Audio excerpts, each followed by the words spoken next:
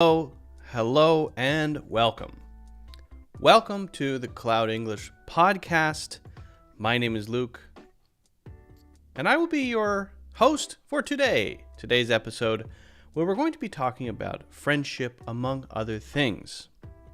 Do you know the differences between words like acquaintances, colleagues, coworkers?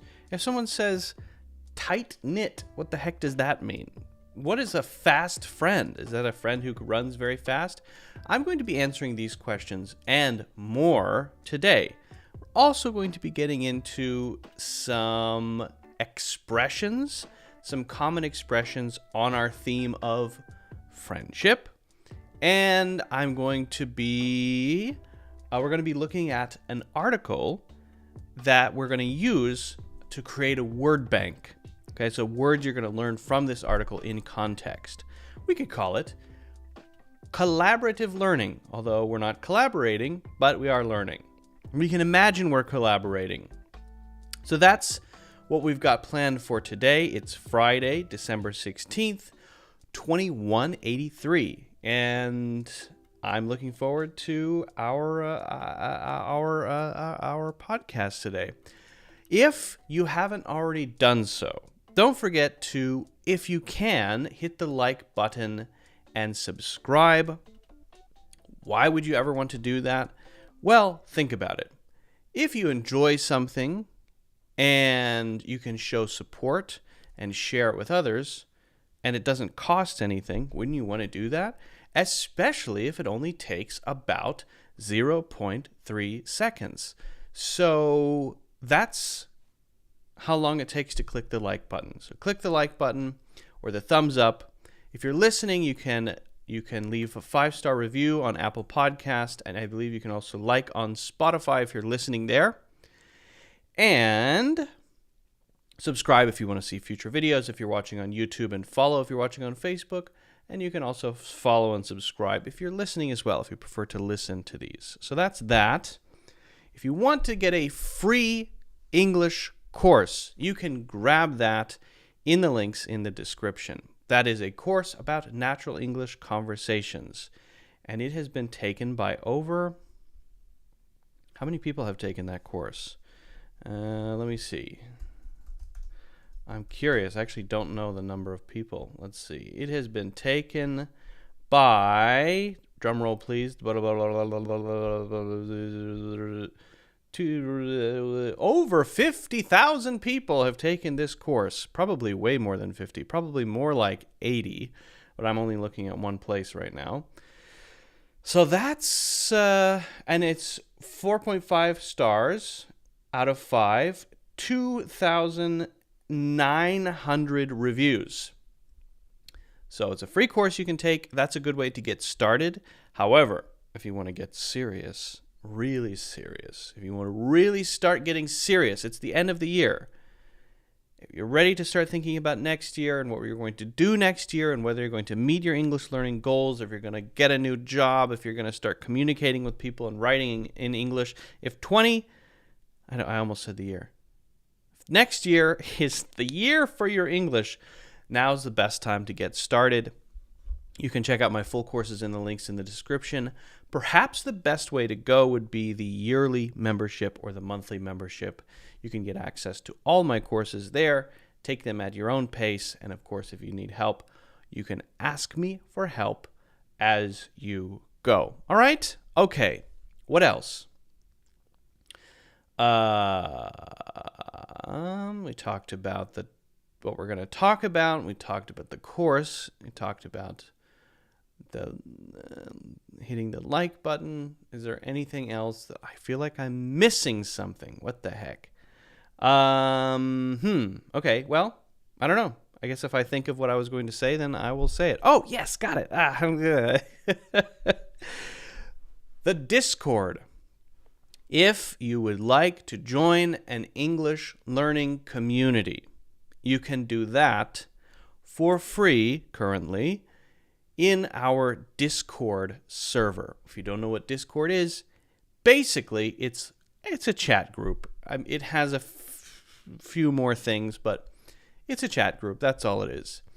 So you can do that for free. You have to have Discord. You can probably download it, or you can use it on your computer, and that's just a nice place to chat about stuff, have conversations, or watch other conversations, and people share things as well. I post also updates there. If I'm going to do a podcast or if I launch a new course or something, I put that in there too. Okay?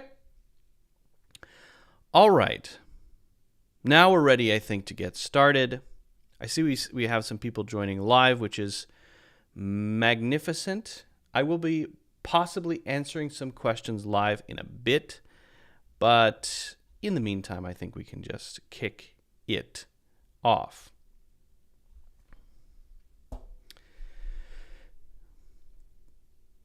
There's some confusion around friend words. Can we call them friend words? Friendship words. Words about friendship. What's a pal? Can I say pal? What about a buddy?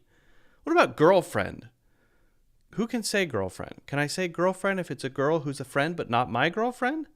If I'm a girl, can I say girlfriend if I have a friend who's a girl? These questions, if you wonder about them, I think the best thing to do is explore them a little bit. I'm going to talk through these words in 3 separate groups. We'll talk about what they mean. We'll talk about how they're usually used among native English speakers. And then if you have any questions, let me know in the comments. All right? So let's start with the idea of closeness, okay?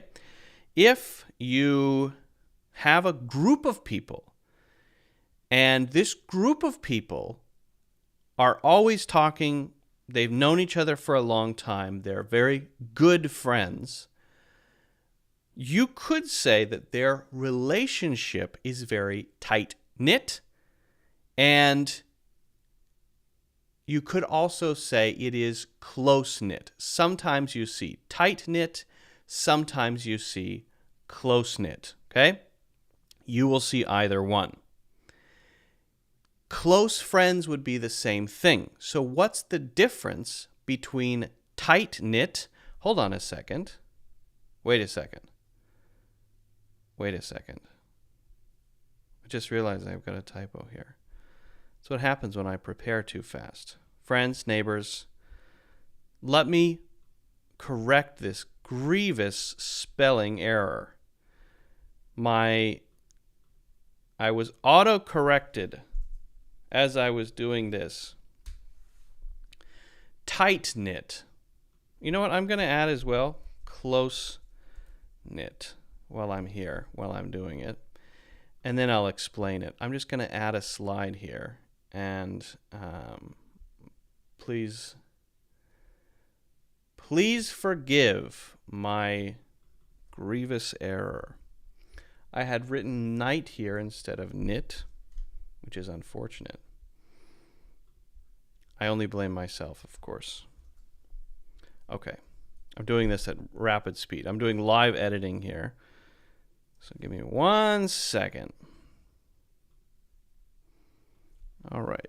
Let me just update. I don't want to talk through this unless I have the correct slides. Okay.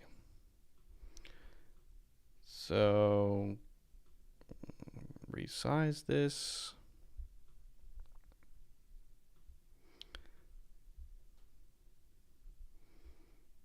Nobody's perfect. Except for people who are, of course. Okay. So where was I? Right. Okay. So you'll often hear some words associated with how close a friendship is. You can say close friends. Any 2 people could say, oh, we're very close friends. But that means we really trust each other.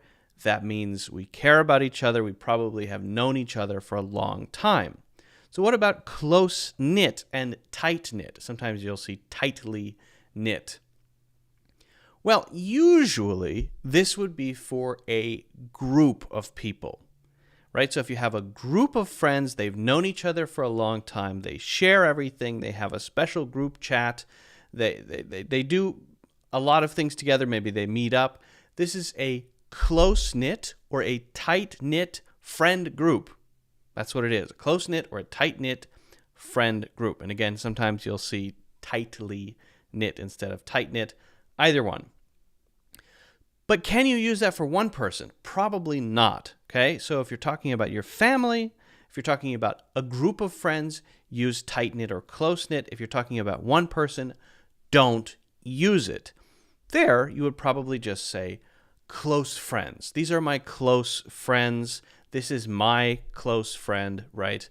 If you have a close friend, it suggests that there's trust between you. What's the difference between close friend and good friend? My feeling, subjectively, is that close is stronger than good. Oh, we're good friends. But maybe I won't describe us as close friends. Maybe good friends don't stay in touch.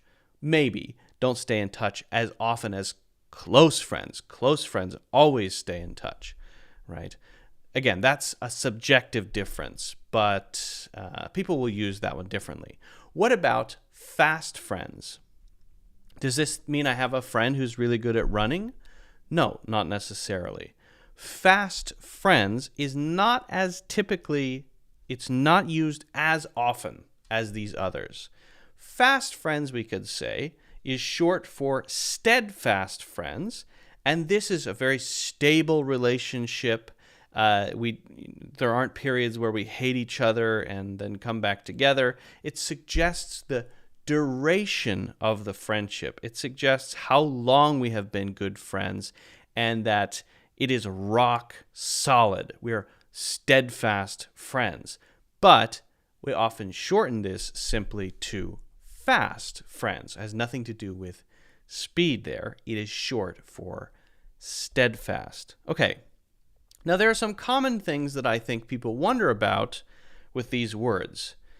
What about words like girlfriend, brother, buddy, and pal? Who can use them? Who can't use them? When are they used? It's a really good thing to wonder about. So, who can say girlfriend?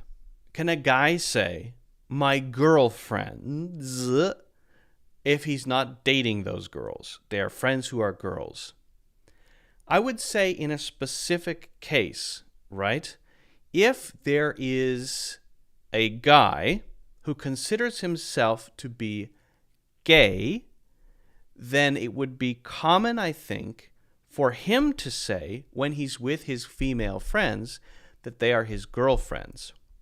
Using girlfriends in the same way that girls use girlfriend or girlfriends. One of my girlfriends. There, it just means my friend who is a girl. So girls may refer to their friends who are girls as girlfriends, and someone who doesn't consider the possibility of a romantic relationship with a female, and specifically I mean a gay man, you more often hear them refer to girls as girlfriends. Okay, so when can straight men say girlfriend? Well, first of all, I'm not saying can or can't. I'm just trying to communicate how the language is often used, and it changes over time. But generally speaking, I would say guys who are straight don't use girlfriend unless they're referring to a girl who they are in a relationship with. And so they would generally not use it in the plural. It would be girlfriend, and that would mean the girl who I am dating, right?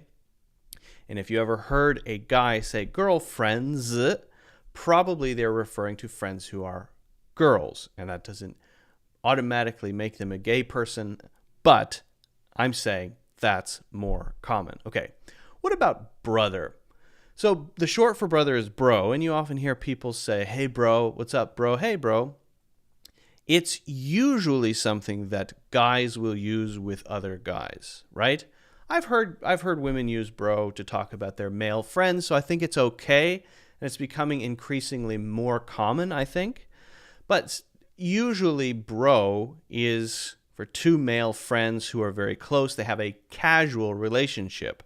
So you wouldn't want to walk into an interview and say, "Hello, bro, how are you?" to your interviewer. Even if it's someone on the same level as you, to someone you don't know well, who's not a friend, bro is very casual sounding. And it's the same way often as buddy, but we'll get into buddy in a second, okay? Now, what about brother? Brother is used around the world in a lot of different ways. A lot of people, not so much in the United States, but a lot of people around the world, when I've traveled in different places, people say, "Hey, brother," as just a universal way to refer to a man, right? Is that common in America? No, it's not. So when I hear brother, I think of biological brother. I have two brothers. Those are my brothers. And I don't have any other brothers. And I have male friends, but I don't refer to them as my brothers. But I might sometimes say, "Hey, bro." So when I say bro, I'm not saying brother. It's like, "Hey, you male friend." And I might say bro to my biological brothers too, by the way. This is a casual, sort of not super formal way to express it. Okay? All right. So then back to brother. It's so common, but it's translated from other cultures into English, and I didn't grow up hearing brother that way. The only people I hear using brother to talk to anybody on the street, people I don't know, is people who grew up in other countries around the world. That's where I hear brother in English, translated, I think, because I think brother is used differently around the world. Okay. What about buddy then? So buddy is used to talk about close friends or friends. It is also casual in the same way that bro is casual. But buddy could be used to talk about a general person, usually male, but also could be female if it's your kids. I've heard parents say to their kids, "Hey, buddy," and buddy, both of them, used for either gender, boys or girls, right? People also call their pets buddy. "Hey, buddy." I call my cat buddy all the time. "Hey, buddy." But people use buddy to talk about their real friends. I have one friend who always says buddy. He doesn't say my friend. He says my buddy, my one buddy, my buddy, my buddy, my buddy. And I noticed it last time I was speaking with him. Oh, he says buddy a lot. He always says buddy. And that made me realize that I almost never say buddy unless I'm talking to animals. Talking to my cat, I'll say, "Hey, buddy, you want some chicken?" But if I'm talking about friends, I won't say buddy. I don't know why. Maybe it just feels a little too casual to me. I don't like using buddy for friends. I don't refer to my friends as buddy. I usually refer to my friends as friends. I say my friend. I know I'm very vanilla, but that's what I use. I don't often say bro. I just say friend. My friend, blah, blah, blah, is simple. It's so simple and so easy, right? And sometimes you'll hear authority figures talking to people using buddy in movies. For example, you hear maybe a police officer saying to someone who's walking out of a convenience store, "Hey, buddy, what do you have under your jacket there? Hey, buddy." So as a sort of way to, that's why I don't like to use it. I feel it has this relationship of higher to lower, right? When you're a parent talking to your little kids, there is that relationship. You're responsible for them. You're a sort of an authority figure. "Hey, buddy, what you got there? Some candy? You can't have that. No, no, no." Or animals. "Hey, buddy, you got some chicken there? You can't have that. No, no, no." Same kind of thing. That's my feeling, and that's why I don't like to use it to talk about friends, but a lot of people do. What about pal? Pal would be sometimes used when you are talking to a friend. So your friend walks into the coffee shop and you're there to meet them to have coffee. And when they walk in, you might say, "Hey, Steve." If it's actually, for this one, okay, I'm going to make a distinction here. I use this one for both genders. Some people only use it for men. I don't know why. Again, a lot of these words are used differently by different people. So, okay.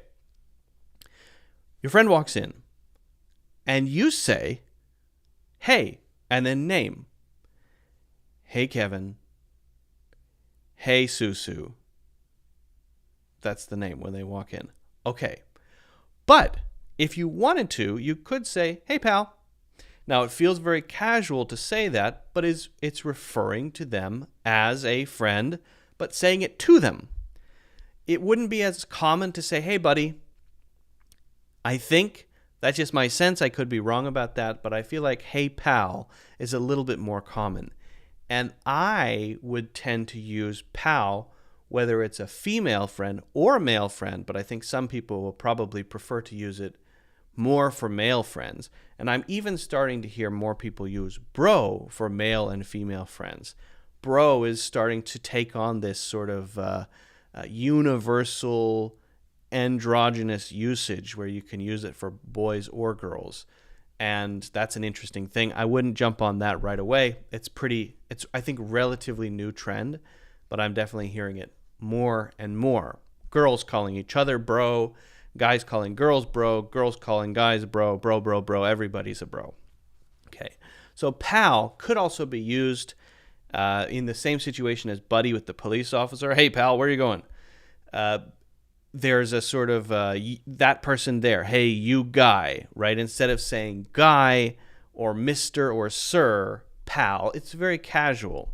You wouldn't use sir unless it's a formal situation. Excuse me, sir. You're in a bank or something and you want to get someone's attention. You wouldn't say, hey, pal, what are you doing? I need some help over here. You would say, excuse me, sir. Yes, I need a little bit of help.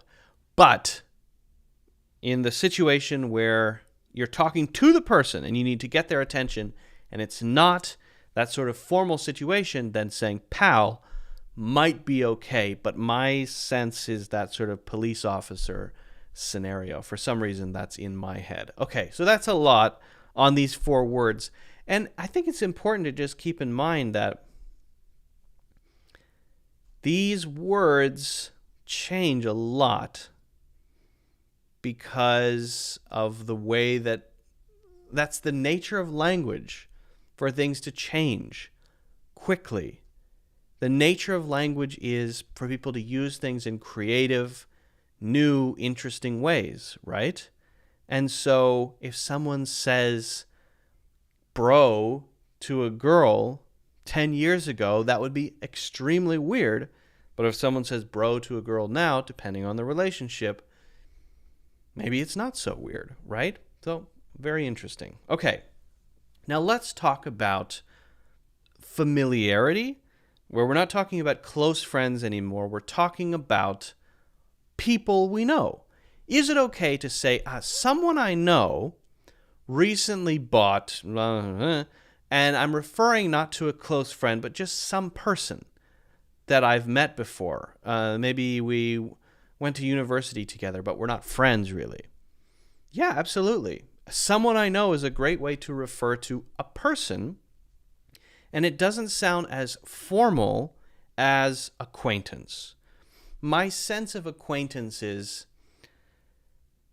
an acquaintance is someone who you know not very well, and you want to keep it that way. I don't know. It has this sort of uppity formality about it. That's how I feel about it, right? An acquaintance of mine actually recently came back from the Maldives and told me about the delicious shrimp scampi that they serve on a boat. Or whatever. It's not that I want to maintain that, but it's just someone that I know, and to me it has this sort of formal connotation. I use it sometimes, but I think more often I probably just say someone I know, because I think it feels more neutral, meaning that it doesn't feel formal, it doesn't feel informal, it's just, this is a person. I know this person. Don't worry about my relationship with this person. It doesn't matter. Anyway, they told me about the shrimp scampi. And now I'm telling you about it. Okay? So you can choose which one you want to use. I tend to prefer someone I know. Now, what's the difference between coworkers and colleagues? Generally, not much, right? But colleagues is a little bit broader. A coworker is someone you work with at a job. And if you work with that person often, the sense is that they're close to or on your level, usually. So you might not refer to the CEO of the company you work for as a coworker. He's the CEO. Your manager, you may not refer to as a coworker. You might refer to your manager as your boss, right? So there's a sense with coworker, the way that people often use it, that it's not just that you work with them at your job, but that they're at a similar level or on a similar level, because if they weren't, then you might choose another word like boss, right? It's not too strict, but that's just the general sense. But the meaning basically is someone you work with in a formal sense. So what about doing a project together? What about, you start a club or something and you work on something with another person for a little while? Or it's a startup company and you don't have any funding yet, and you're working very hard every day, but you both have your own jobs separately. Or someone you're doing a venture with of some kind, anything like that. The broader sense, I think we could use colleagues. Colleagues invokes a sense of having some kind of professional relationship, but that professional relationship could be of many different varieties, right? And maybe we don't have to say what that is, but coworker is kind of narrow and colleague is kind of broad. That's the basic idea, okay? So hopefully these are all fairly clear. I know I'm talking about a lot of subjective stuff that I kind of feel or think, but that's how it is, right? The connotations of these are not just the definitions. The definition of a word is its denotation. Once you get into how it's used and who says it and what kind of contexts it may be used in, then we get into the territory of connotation. And for connotation, you really have to be sensitive to situation. You have to be sensitive to the sort of feeling that people have when they hear this word. You have to be sensitive to changes in language, right? So what can you do? Keep swimming around. Keep looking out for examples of these words. You can search these in something like the free dictionary or articles online. Listen for them in movies and TV shows. And the more you do that, the more you're going to develop your own subjective feeling for how these words and phrases are used to talk about friendship, okay? So that's it. If you have any questions, let me know in the comments. You can also put those questions in the Discord if you join that. If you haven't already done so, grab my free course, Natural English Conversations. Over 50,000 students have taken that. Again, it is free. That's in the links in the description. And if you're really serious, you can take my other courses. Those are also available in the links in the description. Okay. All right.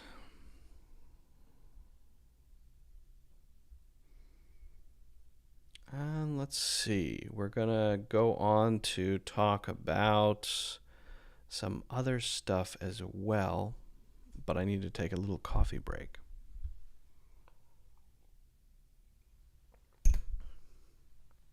So I got a new mic because on Saturday mornings, Mushroom and I have conversations. And this mic was not doing the job. This mic. So I have two mics now. And one mic is for those and also for courses. And I'm going to be using this mic for some video stuff. But if you want to hear the difference in sound, this is for any people curious about audio, okay? So this is the sound of a Shure SM7B, kind of a standard for podcasts and stuff. A lot of people use this one because it's got such a nice, rich, juicy sound. But the thing is, it's got to be about this close to your mouth. If it's not this close to your mouth, then it starts to sound really bad. If it's pointing away, it's no good. So it's got to be really close like this. So what if you want to have different types of conversations? Then you might want to use a shotgun mic. So shotgun mic is not designed to be this close to your mouth. A shotgun mic is designed to be a little farther away, maybe this close to your mouth, and get really good sound. It's longer, and it captures the sound in front of it. So here we go. See if you can tell the difference. I really listen to sound stuff. I really pay attention to sound stuff. So this stuff is interesting for me. Okay, so I'm going to turn down and then turn up. So now you're listening to the sound of a shotgun microphone. I don't know if you can hear the difference. This is a shotgun that's about that close to my face. It's off camera though, which is the nice thing about it. And that can capture sound for two people having a conversation much better than something like this. So we'll go back to this sound. And then turn this down. Okay, so now we're back on this one. I don't know if you can hear the difference. I can hear the difference. The difference to me is pretty big. I can hear the sound profile is very different. But yeah, audio stuff is very interesting. If anybody ever has questions about that stuff too, let me know. I mean, I spend a lot of time, because I record a lot of courses and videos, and I've helped a lot of people build setups, cameras, all that stuff, right? It's actually not that easy to, for example, light something well, right? Lighting, for example, for a green screen. It's not that easy to do green screen lighting and a microphone and a camera setup. Getting it all set up and working properly is a big job. But if anyone ever has questions about that stuff, feel free to drop that in the comments. Alrighty.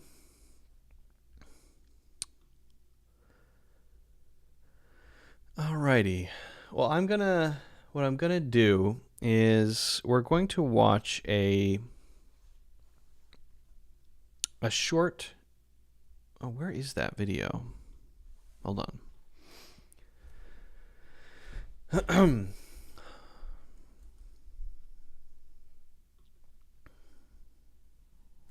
on, let me pull up this video here. Is that the one I want? Yeah, there's a School of Life video that's really interesting. And I want to check it out. Since we're on the theme of friendship, I thought I would pull up a School of Life video. And let's take a look. I'm curious if you agree or disagree with it. School of Life is sort of translates philosophy and philosophical ideas into a simple, into sort of simple short videos. They're very watchable. And let's see if we can watch part of it, and then we'll get back to our next topic because I have some words I want to talk about.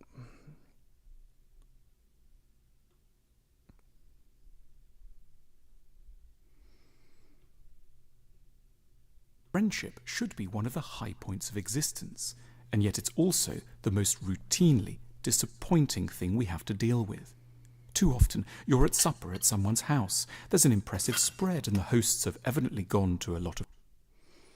An impressive spread refers to, and actually, why don't we start our word bank? We're going to be doing a word bank today because I'm going to be looking at an article later. So I thought one thing we could do is collect words that you could then look up on your own to get more context and understand them more deeply. And we can use sort of these discussions as a one way to discover new vocabulary, right? So what I'll do is I'll switch between the board and the video. Hold on, let me move myself over. So a spread, you know the word spread, I'm sure, but what is a spread? What is a spread? A spread.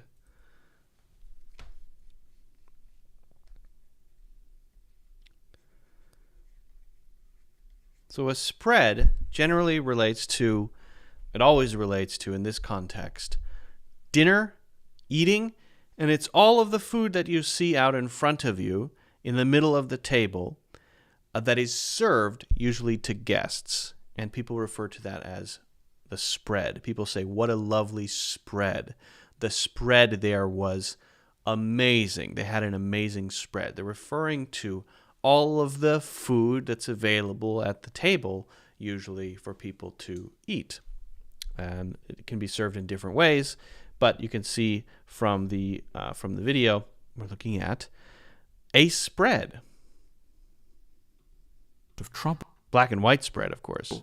But the conversation is meandering and devoid of any real interest. It flits from an overlong description of the failings of the in-flight service on a particular airline to a strangely heated discussion about the tax code. The intentions of the hosts are hugely touching, but as so often, we go... A strangely heated discussion. A strangely heated discussion. So I think you can probably imagine what that means. But if a discussion is heated, what kind of discussion is it? A heated discussion doesn't mean we're fighting. Heated discussion. But there are emotions involved, right? It's not people are just having a casual conversation and someone's just saying, oh yeah, that's what I think, and the other person says, oh great, yeah, very interesting. There's some emotion involved. No, I disagree. Well, how could you say that? Are you sure you really think that? Wow, that's outrageous. That sort of thing would be part, possibly, of a heated discussion. You could also sometimes say a heated argument. Again, this is different than an all-out argument. It's different than bickering. It's different than a fight. But it's on the way toward that. We could say sometimes a heated discussion or a heated argument is a healthy debate. That might be a good thing. It's not necessarily meant as a bad thing. Home wondering what on earth the whole performance was really about.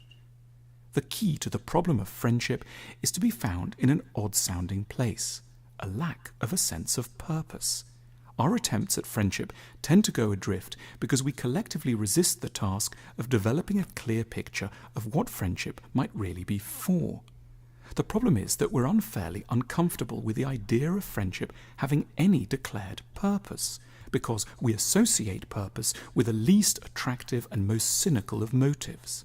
Yet purpose doesn't have to ruin friendship, and in fact, the more we define what a friendship might be for, the more we can focus in on what we should be doing with every person in our lives. Or indeed, the more... I don't know if that's an interesting thought. So our friendships are not supposed to have a purpose, and if our friendships do have a purpose, we associate, that's the word he used, we associate that with something negative, although... as though to say, oh, you're friends with me because what? Because of my connections? You like my Lamborghini? What is it? There's a purpose, so it's not a real friendship. And he's saying that maybe friendship should have a purpose, and that might help us find some meaning in our friendships. As I'm thinking about it, kind of finding myself agreeing. Yeah, maybe so. More we can helpfully conclude that we shouldn't be with them at all. There are at least 4 things we might be trying to do with the people we know. Firstly, networking. It's an unfairly maligned idea. We're small, fragile creatures. And Networking is unfairly maligned. So he uses the word networking. And it is unfairly maligned. So if something is maligned, it is criticized. People say it's bad, it's not good. Networking being not meeting people in order to make friends, but meeting people in order to find others who you may gain some advantage from in the future. In business, we consider that to be a good thing. You know more people, you've networked a lot. There are a lot of people you can connect to others. That's good. That's good for you. It's good for your career. It's good for other people. But we malign it if we're networking for personal reasons, or we criticize it because we think that it may have a alternative purpose. Interesting. In a vast world, our individual capacities are entirely insufficient to realize the demands of our imaginations. So, of course, we need collaborators, accomplices who can align their abilities and energies with ours. This idea of friendship was given a lot of space in classical literature. Take the Argonauts, the legendary ancient Greek tale which traced how a heroic captain called Jason networked in order to assemble a band of friends to sail on the Argo in search of the Golden Fleece. Later, the same idea emerged when Jesus networked to put together a band of 12 disciples with whom he... Jesus networked? I'm picturing Jesus at a mixer with a cocktail, and he's sort of just kind of eyeing the room. That's the one. That's the guy. He's got it because he's got a fishing net, and yeah, he's the one. But he really missed the mark with Judas, right? That was I guess one out of 12 bad ones. He's not so bad, right? That's pretty good. I've never thought about Jesus' 12 disciples as a networking opportunity. I wonder if they did Zoom calls sometimes. Guys, I heard what you guys have been doing. I was reading the Bible. I read the Bible, and one thing that blows my mind is how,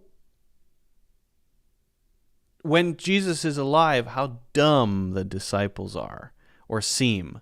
And then after Jesus dies, then they become, these great figures. But when he's telling his stories, when they're interacting with him, they're like children. He says, or he'll tell a parable, and they'll say, "Well, what is it?" The meaning is obvious. For example, the mustard seed parable story that he tells, obvious meaning, and they go, "What does it mean? Please explain." They have no idea what he's talking about. I know it's literature, so they need to do that, but they're not portrayed in the most intelligent light, and they always seem sort of confused and not sure about what's going on, and not particularly mature. Anyway, we could spread one or two world-changing ideas about forgiveness and compassion. Rather than diminish our own efforts as we hand out our business cards, such prestigious examples can show how elevated and ambitious networking friendships could ideally be. Secondly, reassurance. The human condition is full of terror. We're always on the verge of disgrace, danger, and disappointment. And yet, such are the rules of polite conduct that we're permanently in danger of imagining that we are the only ones to be as crazy as we know we are. We badly need friends because with the people we know only superficially, there are few confessions of sexual compulsion or of regret, rage, and confusion. These superficial acquaintances refuse to admit that they too are going slightly out of their minds.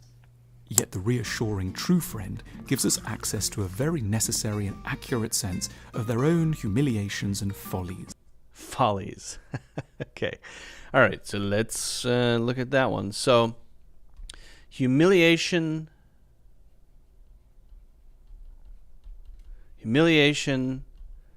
and follies. So a folly is a foolish mistake, a foolish thing that you've done that you should be or you might be embarrassed by. Humiliation is being embarrassed, often in a public setting. You're embarrassed because of your follies. You're humiliated if something happens and others may be judging you or you think they are. That might be humiliation. So he's saying the first thing is maybe it's not so bad to network. Having a purpose for your friendships could be good. And if you do, you might get more done because you can collaborate with others. You might get 12 friends together and start a religion. Maybe do some miracles. You might have someone who gives you a check on what it means to be a real person. Because if you only know people who are acquaintances, you don't know them very well, their lives look perfect. That's like Instagram. Everyone you see on Instagram, oh, wow, amazing. But then if you actually get to know them, you realize they have many problems. But it doesn't look like that. So having close friends is a way to remind yourself that you're not the only person with vulnerabilities. You're not the only person who deals with humiliation or has follies. They do too. And you know your close friends share those things with you, and you share yours with them, and that creates a kind of empathy and a reality check to not make you depressed in thinking that you're the only person who has problems. I can understand the value of that, I suppose. I don't have a lot of that personally, because when I look around at other people, including on Instagram, I see people with flaws. I don't see perfection. So it's not something I've usually dealt with, but I can see that the value in that for sure. Insights with which we can begin to judge ourselves and our sad and compulsive lives slightly more compassionately. Thirdly, fun. Despite talk of hedonism and immediate gratification, life gives us constant lessons in the need to be serious. We have to guard our dignity, avoid looking like a fool, and pass as a mature adult. The pressure can become onerous and in the end, even dangerous. That's why we constantly need access to people we can trust enough to be silly with them. They might most of the time be training to be a neurosurgeon or advising middle-sized companies about their tax liabilities. But when we're together, we can be therapeutically daft. We can put on accents, shared lewd fantasies, or do therapeutically. It's a great phrase. Therapeutically daft. Therapeutically daft. We can do therapeutic, I think. Oops. Let me move this over. How do I close this? What the heck? How do I close this?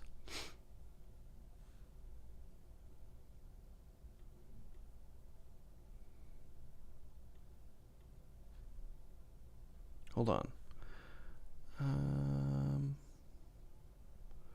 Where is my Photoshop is all messed up today.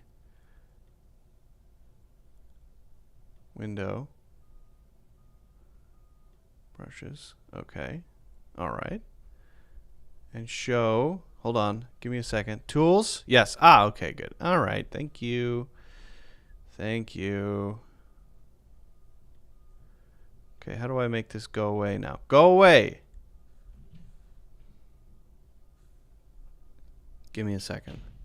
I'm having technical difficulties with a thing. Okay, I need to save this. Close. Close. Open. I use Photoshop to do writing stuff, and there we go. Okay, we're back. Back in business. Good. Sorry about that. I'm kind of sorry. I'm not too sorry. All right. So what was the word? Yes. Therapeutically daft. Therapeutically daft. Let me pop that up on screen. Therapeutically daft.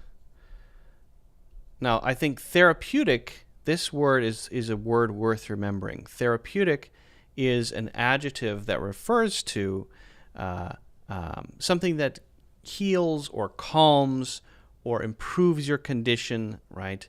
This is derived from therapy,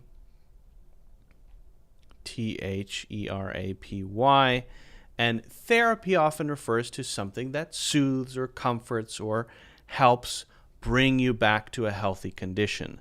So something that is a therapy, if you go to therapy, might be counseling. You might talk about your problems and your issues with a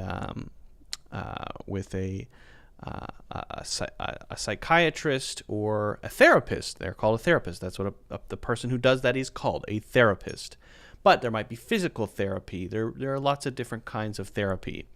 And therapeutic is the adjective form of that. So we have therapy, therapist, therapeutic, and therapeutically. Why do we have therapeutically? Because it goes before this word. It's modifying daft. And daft, more of a British English thing, honestly. I think this guy's name is Alan Button or something like that. I think he's British, although he has a French name, I think. And daft is stupid, silly, something like that. It's not very common in American English, to be honest, though. I'll be honest with you. Daft. We can put on accents, shared lewd fantasies, or doodle on the newspaper, adding a huge nose and a missing front that doodling on the newspaper. That's a great activity to do with friends. Hey, you want to come over and doodle on the newspaper together? Maybe that is fun. I don't know. Maybe I should do that more often. Doodle on the newspaper with your friends. Come over. Let's doodle on the newspaper together. It doesn't seem like a terribly productive activity, but then maybe that's okay. Or giving the fashion model distended ears and masses of curly hair. The fun friend solves the problem great of idea. shame around important but I was waiting unprestigious for this sides of puzzle thing to ourselves. happen. I knew it was going to happen. Otherwise, why would they be shaped like puzzles, right? Fourthly, clarifying our minds. To a surprising degree, it's very hard to think on our own. The mind is skittish and squeamish. As a result, many issues lie confused within us. We feel angry but are not sure why. Something is wrong with our job, but we can't pin it down. The thinking... Ooh, I love that phrase. Let's do pin it down. Pin it down. So if you pin something down, pin it down. That means you grab hold of it so that you can understand it. You can deal with it. You can define it. You can draw a line around it and say, here it is, right? If you can pin something down, you can talk about it. If you can't pin it down, then it's kind of floating around. It's hard to grab hold of. It's hard to comprehend. And it may even be hard to name. You're feeling off today. Oh, yeah, why is that? And now, if you know the reason, because I have a migraine headache because I drank too much yesterday. Okay, you've pinned down the cause. You feel off. Why? Headache. Why? Drinking too much. Okay, you've got it. You've pinned down the issue. I feel kind of off today. Well, why? I don't know. Something just seems off. I can't pin it down. I can't place a pin in it and hold that thing with the pin on a board so that I can look at it and say, that's the thing, a headache, for example, right? So often for nebulous, unclear, fuzzy, vague things, we say, I can't pin it down. Interesting one. I like it a lot, actually. Okay, we're getting there, folks. We're getting there. And if there are any words that are said in this video, I mean, by the way, this is how you learn English. You watch stuff, you listen to stuff, you write a few things down, you learn those things, you look at them in context, and looking at them in context helps you remember those things, right? And understand them more deeply, and gives you a higher probability to be able to use those things more naturally in the future because you heard them in context. All right. Friend holds us to the task. They ask gentle but probing questions which act as a mirror that assists us with the task of knowing ourselves. One side effect of getting a bit more precise about what we're trying to do with our social lives is that we're likely to conclude that in many cases we're spending time with people for no truly identifiable good reason. These proto-friends share none of our professional ambitions or interests. They aren't reassuring and may indeed be secretly really very excited by the possibility of our failure. We can't be cathartically silly around them, and they aren't in the least bit interested in furthering our or their path to self-knowledge. They are, like so many of the people in our social lives, simply in our orbit as a result of some unhappy accident that we've been too sentimental to correct. Okay, orbit and sentimental. Okay. Let me go to that part. As a result of some, we've been too sentimental.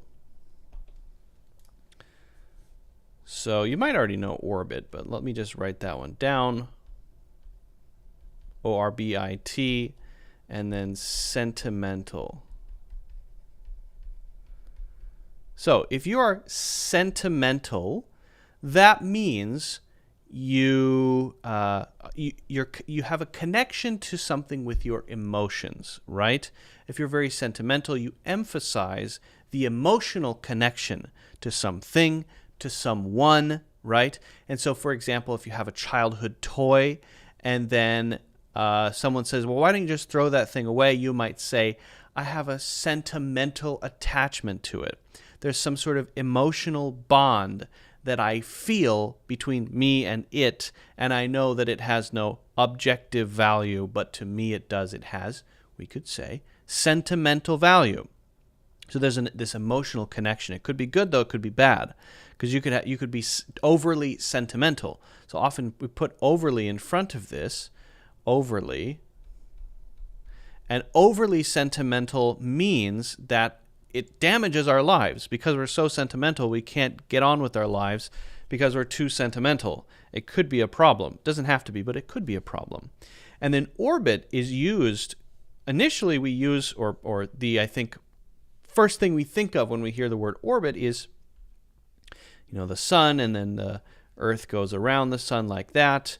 Or maybe that's the earth and the moon goes around the earth like that. That is the orbit of the moon or the orbit of the earth around the sun.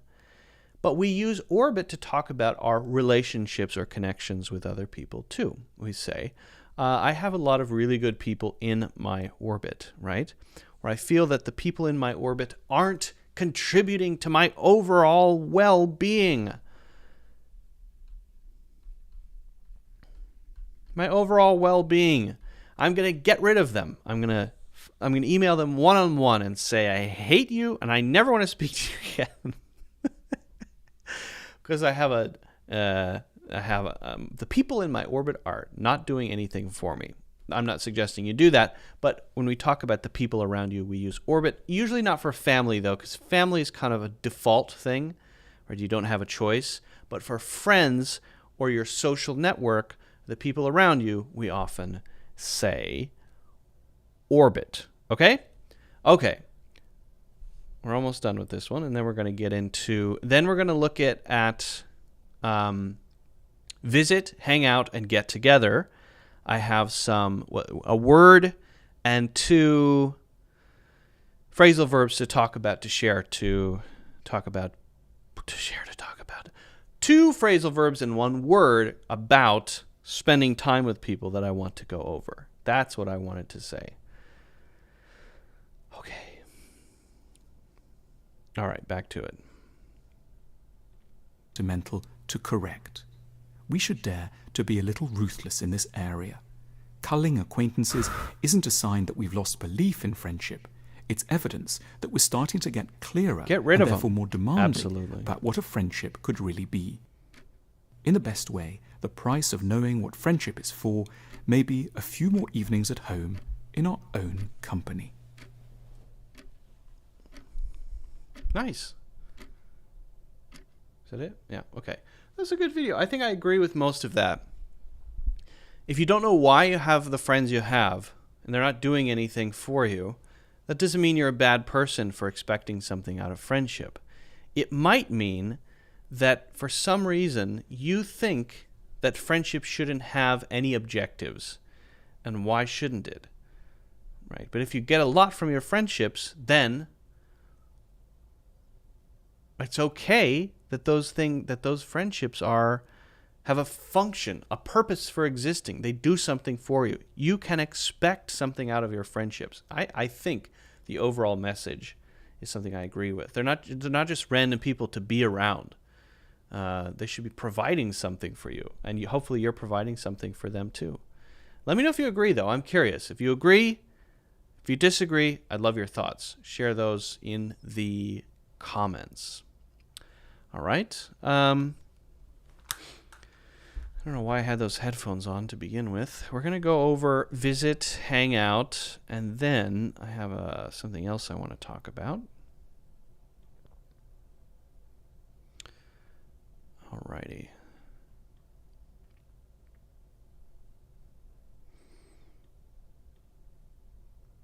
All right, let's get on to 3 words. 3 very important words for socializing. Let me make sure that I'm good over here. Yeah, okay. By the way, if you haven't already done so, don't forget to, if you don't mind, hit the like button and subscribe. You can also check out my full courses in the links in the description. If you want to get a free course, Natural English Conversations is probably the one to get. That course is free. It's about natural English conversations. It's been taken by over 50,000 people. And grab it. Grab it while you can. Start improving your English. And then if you want, you can look into my more in-depth courses on pronunciation, thinking in English, my most popular course, Building Your English Brain, Master Native English. If you want, you can buy them one by one, of course, or you could get a monthly or a yearly membership. And the yearly membership comes with a one-to-one evaluation with me. So I will sit down with you and we'll talk about your goals and where you should be going, the skills you should be focusing on, and so on. Okay, so that's the yearly membership, and you can grab that if you would like. Also, feel free to join the Discord as well. The Discord server, it's just casual chat right now, not a lot of hardcore learning happening there, but I think still worth joining to have that English immersion, a place where you can use just English, where everyone is using just English. I think it's very important to have that as an English learner, right? Okay.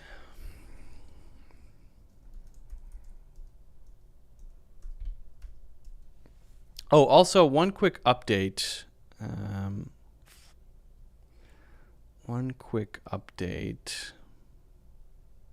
About the episodes. So I'm only going to be doing Fridays from now on. I'm going to stop doing the Wednesday podcasts. Why? I've decided to balance things out a little bit more. So instead of doing two main podcasts per week, I'm going to just do one on Fridays. And then I'm going to, on Saturdays, do the conversations with Mushroom. So Saturday mornings will be me and Mushroom. And then on Fridays will just be me. I'll answer questions, or I'll be talking through some topics like I'm doing right now, of course.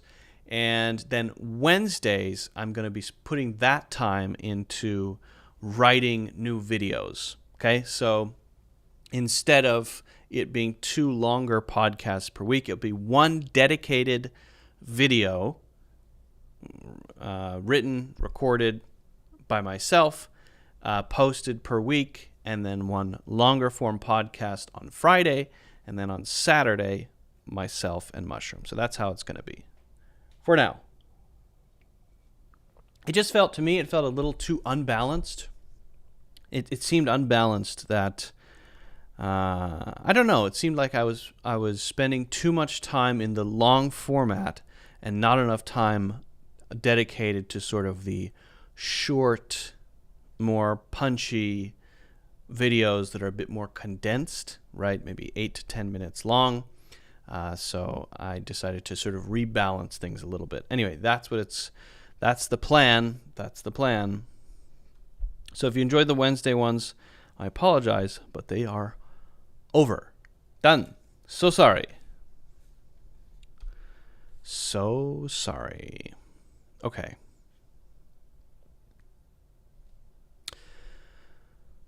We use words like visit in different ways. But I want to talk about how we use words like this as well as two phrasal verbs, hang out and get together. I want to talk about these three in terms of socializing, okay? Visit, hang out, get together. What's the difference between them? How can we use them to talk about socializing?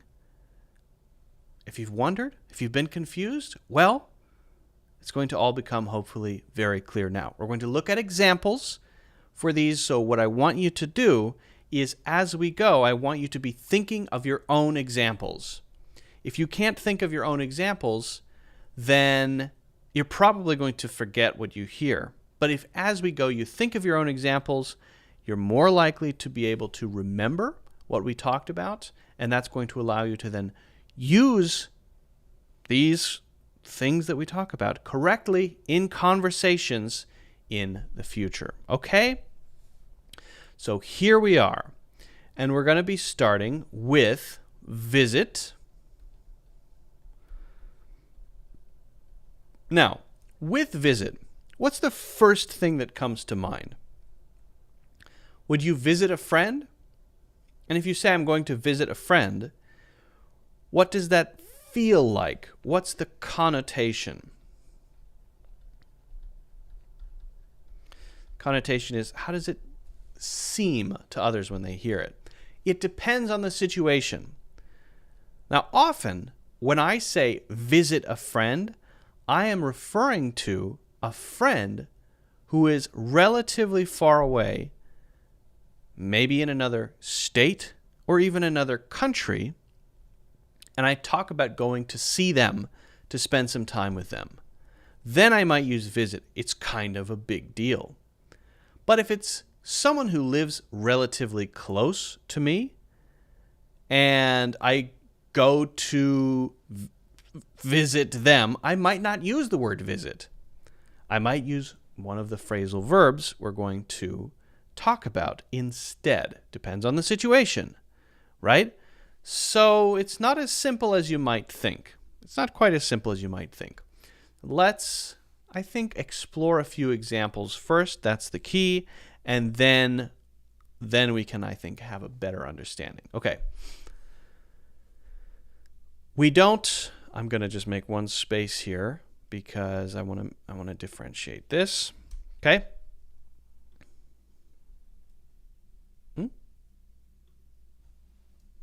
There we go.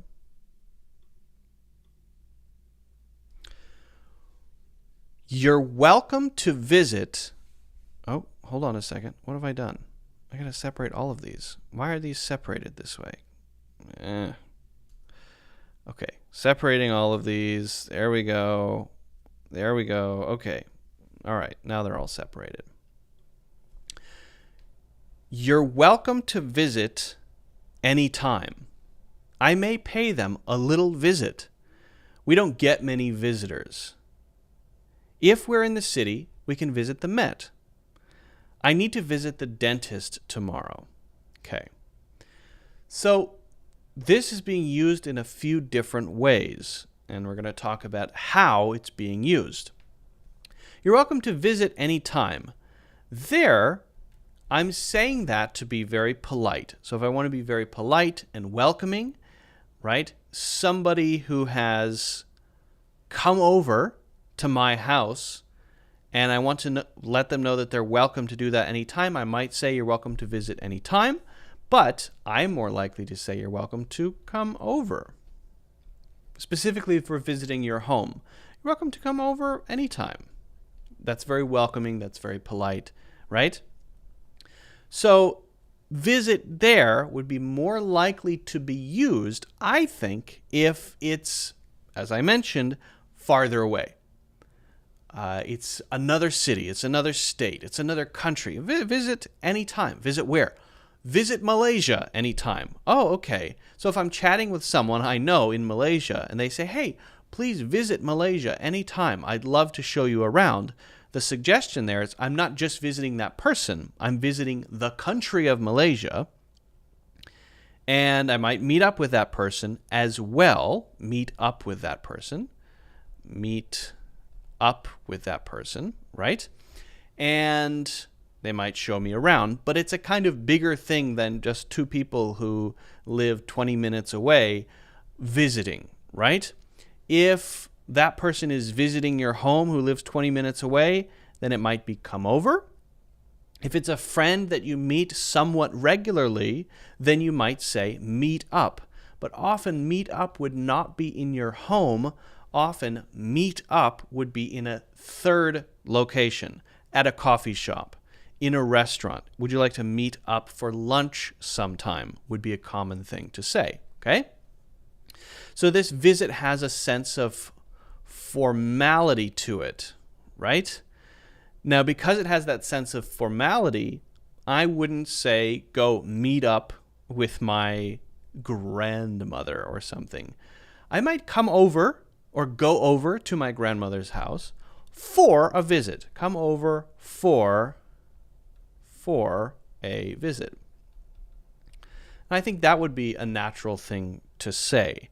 Maybe I don't do that very often, and it's not the same as being around someone who is my age, maybe. So it's a little different than just having friends over or going over to a friend's home, right? I'm going to come over for a visit or go over for a visit, okay? Now, these two I think are interesting. I may pay them a little visit. We don't get many visitors. Pay someone a visit is used in a couple different ways, but there's an interesting connotation here.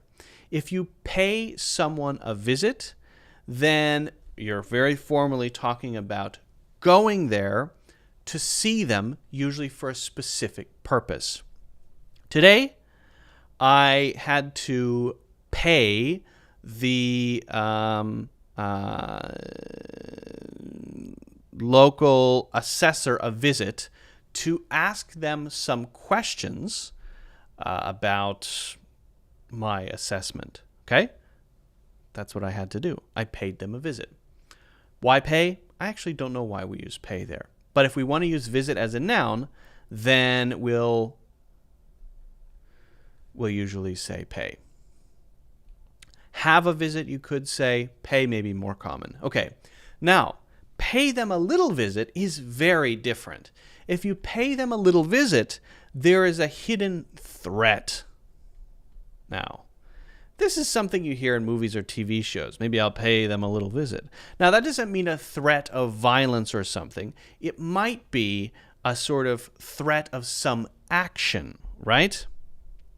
So that could be used in a lot of different ways, but if you ever feel wronged, someone has done something to you, and maybe it's a company that you worked with in the past and they cheated you out of $2,000, I'm going to pay them a little visit next week. That doesn't mean you're going to do anything bad.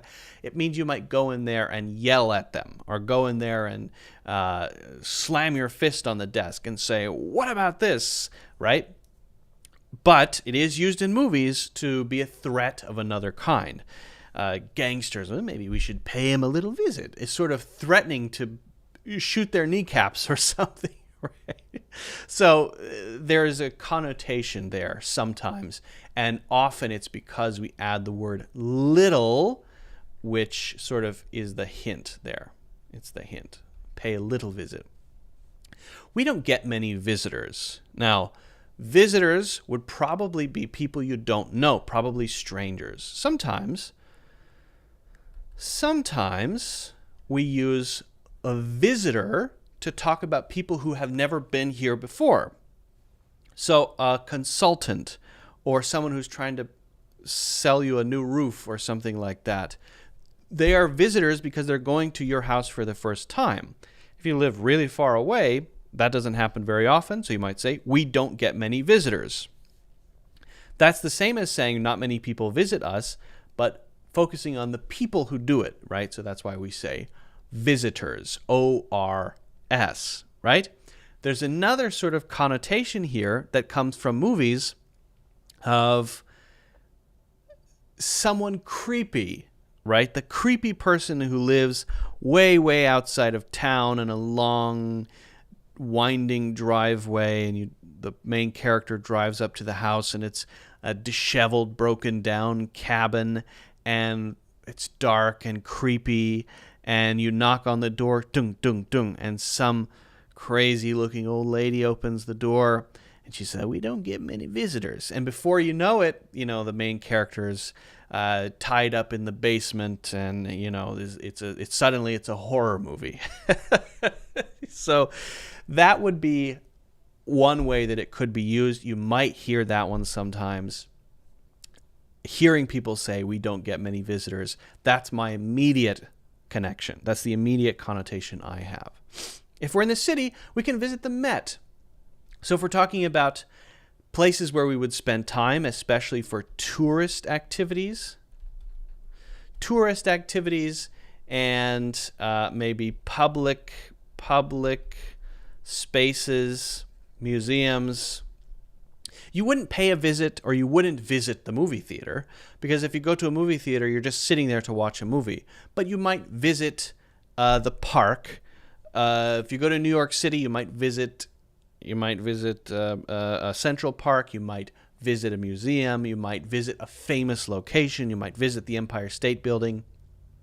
Often when we're talking about that sort of thing, activities in public places, well-known locations, we would say visit. And if you're going to a restaurant, you probably won't say visit the restaurant. If you're going to a movie theater, you probably won't say visit the movie theater. But, for example, the Met, which is a museum, you might visit the Met. You might visit Bryant Park. You might visit the Empire State Building. You visit those sort of well-known public things, or those things where you're kind of walking around spending time there. And again, often it is associated with tourism. But in a more formal sense, we could use it for appointments, particularly doctors or professionals, often who we schedule appointments with, right? If I have a dinner reservation tomorrow night, I won't say, I need to visit the restaurant tomorrow to have dinner. No, it's a dinner reservation that's different. But if you're meeting a professional who's going to help you with something or do something for you, and there's going to be this kind of interaction where you're asking questions and they might be helping you in that way, you might say, I need to visit the dentist tomorrow. I need to visit my doctor tomorrow. I need to visit a packaging facility tomorrow to drop something off. So you're going there to do something, usually working with someone to get something done, or they're helping you in some way. We would use visit for that, particularly if there is some kind of appointment. Okay? So I think I would say, it's safe to say, oh, and for websites too. Visit my website anytime. If you want to grab a course, visit my website. I've got lots of courses, right? We visit websites, we visit platforms, we visit digital things too. Okay, so I think we've covered visit reasonably well. If you have any questions about this, let me know. But we are not done, friendly friends. We are not done at all. Let's now talk about hang out. Hang out. Actually, I want to talk about a few things. First here, hang out. Okay. Now, I talked about this a little bit, but I think we should really cover this. Now, what is hanging out? Is it a formal activity? Can I go to the dentist to hang out? No. Often, hanging out is social. With other people, particularly friends and family, people we are close to, people we know well, usually. Usually, not always. And we're not doing anything specific. So the activity that we're doing is not usually what we're talking about. We're not so focused on the activity. We're more focused on the fact that we're doing something together, right? Now, you can use Hangout by itself. That's not related to doing anything with anybody else. And that would be when you go to a place and you're not doing anything in particular, maybe because you're waiting for someone, maybe because you just want to be there. Sometimes I just go to the mall and I just hang out. Maybe I like to just walk around in the mall in the winter. Some people like to go for walks in the mall early in the morning. They're called mall walkers. In that case, I don't think we could say they're hanging out because they have a purpose. So if you have a clear purpose, you probably won't use Hangout. But if you don't have a clear purpose, you might use Hangout. I went to a coffee shop this morning just to hang out for a little while, have a coffee, and then I went home. So that hang out there is to have my coffee and do nothing in particular, nothing special. Maybe I just want to relax and have a coffee. So it doesn't have to be with other people, but often it is used to talk about things we do with other people, all right? Often it is used to talk about socializing. So I just wanted to give that context. Now I think we can look at a couple of examples here. Want to hang out sometime this week? I like hanging out with friends, but it really depends on who I hang out with. Sorry. Well, we were hanging out in the living room when we heard the crash. Okay, want to hang out sometime this week? This is an invitation. Wanna means do you want to. It's a shortened form. Instead of do you want to, it's wanna, W-A-N-N-A. Hang out sometime this week. That is not being specific about the activity we're going to do. It's like saying, do you want to meet up sometime this week? And we talked about that one. Remember, meet up. Do something together. Usually if we meet up, then it's not at your place and it's not at my place. If we meet up and it's at my place, then you're coming over. And if we meet up and it's at your place, then I'm going over. Right? So if it's at either of our abodes, then we'll say, come over, go over. You want to come over for a while, play some video games? Do you want to meet up? We're going to go somewhere else. But in all of those cases, if we're friends, then we can describe it as hanging out. So whether we're at the coffee shop, or you're at my house, or I'm at your house, or at the zoo, we could be hanging out. Hey, do you want to go to the zoo and hang out? Now that suggests we're not going to be walking through everything carefully, looking at all of the animals. We're just going there to meander around, perhaps, right? Hanging out with people is a general activity of being with them without focusing on specifically what is being done. That doesn't mean no specific things can happen. We could be at the zoo, we could be at a coffee shop, we could be talking about something important, but we want to emphasize when we say hang out that we're not really talking about what we're doing. We're just together, two people together, okay? I like hanging out with friends, but it really depends who I hang out with. So maybe some people I don't like to be around, and when I'm hanging out with them, I don't feel happy. I want to go home. I want to sit in my office. I want to work, okay? But if I'm with people I like to be around, to hang out with is to be around them, then I like hanging out with friends. So I'm qualifying that. I like to hang out with friends. I like hanging out. Notice hanging to hang out. They're the same thing. If you say to, then we say hang. If there's no to, then we say hanging out with friends. But not all my friends. Some of my friends are boring. Some of my friends I like to hang out with. Okay, great. So it depends who you're hanging out with. Hanging out with, and then you could add the name. Oh, what were you doing yesterday? I was hanging out with Kathy. Right, Kathy? We were. Yeah, we were. I think so.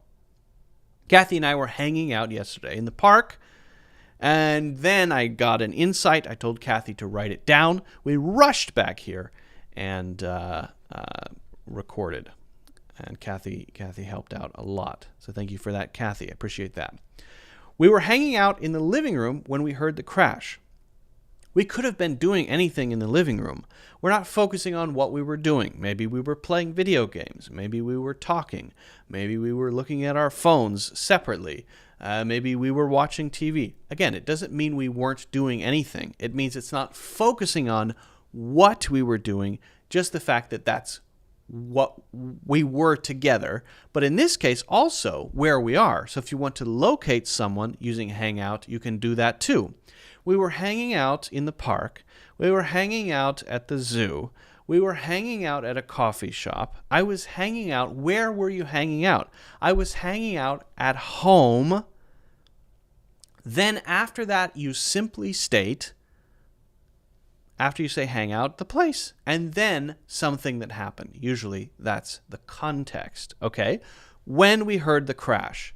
So we were hanging out, maybe watching TV, talking a little bit, and we heard a loud noise, and we ran to see what it was. A tree had fallen down on someone's Maserati. Oh no, right? So that's the idea, basically, to locate where people are doing that, and also to say who it is with, and also to put less focus on or less emphasis on the specific activity. All right. So we've talked about visit, and we've talked about hang out. What about get together? We talked about that a little bit before, but I feel like it needs its own little thing. Get together. Get together. Okay. So, if we get together, we are talking about probably not two people. It's probably more. Now, if we want to say me and another person, we should get together sometime. It's not like a crazy thing to say. But in that context, we might use instead, we should meet up sometime. So for two people, it's more common to use meet up, like we talked about. And for larger groups, then we might say get together. I recently got an invitation for a Christmas party. And I believe in the text message invitation, it said we'd love to get together. But it's not just a few people. Well, it could be a few people, but it's a larger group. So if it's more than two people, it's common to say we should get together sometime. That could be two couples. Let's get together sometime for lunch. Let's get together for lunch sometime. Let's get together for dinner. Let's get together in a few weeks, right? I'd love to, maybe you're just expressing a desire. I'd love to get together sometime soon. Yeah, that sounds great. That's sometimes just stating an intention. This is what I would love without being too specific about it. Okay. But then we also have a get together, and that's using it as a noun, and that could be for friends or family. Okay. So I think then the key thing to do is to look at some examples. Okay, so let's do that. I think we're getting together for Christmas.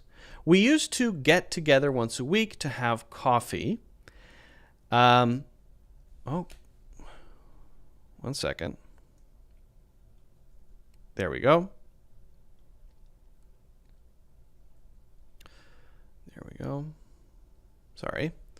Okay, where was I? I think we're getting together for Christmas. We used to get together once a week to have coffee. At the last get together, we took a big family photo. Okay. So, here we're using it in a couple different ways. I think we're getting together for Christmas might be to have a get-together or a gathering of people, which is a social thing. Maybe that's a party. So there, getting together could be a Christmas party. Or if it's a family thing, I think we're getting together for Christmas. That just means a bunch of people probably will all be there. It's not specific about the number, but it's got to be more than 2 people generally, okay? We used to get together once a week to have coffee. Now, again, this could be used to talk about 2 people. As I said, I think it would be more common to say for 2 people, we used to meet up for coffee once a week. We used to meet up for coffee once a week. In this case, I would guess, and I wrote the example, so I'm guessing from myself, that it's about several people who used to get together. We used to get together once a week to have coffee. Maybe that's a book club every Saturday. Maybe that's just a group of people who like to chat together once in a while, right? Or once a week. They used to do that. But it's probably a group of friends or a group of people. This happened in the past and now it doesn't happen anymore. The suggestion here, I think, is that this regular group or small group of people did something before that they don't do anymore, and it's probably not 2 people, okay? But now we're using it in a different way. At the last get-together, so this is now using it as a noun, the previous one. At the previous get-together, and often we'll put family there, you could say at the last family get-together, notice the hyphen, we're using it as a noun, a get-together, a big get-together, a really fun get-together, okay? We took a big family photo. So at the last one of those things, so you can talk about a get-together as a noun. It's usually the same thing as getting together, but used in noun form grammatically in the sentence, okay? So I'm having a Christmas get-together. Would you like to get together for Christmas? Those are the same, right? Those are the same, okay? So hopefully, my hope now is that all of these are clear. What I'd like you to do to really make sure you get these is, as I mentioned before, I'd like you to make your own examples, right?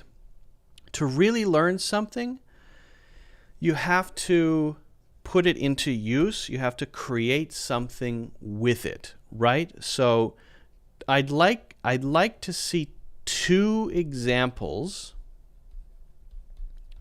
for each one. We talked about visit in a few different ways. We talked about hang out, and we talked about get together. So I want to see 2 examples of each of these used in a way that you think is realistic, that you might actually use in your life.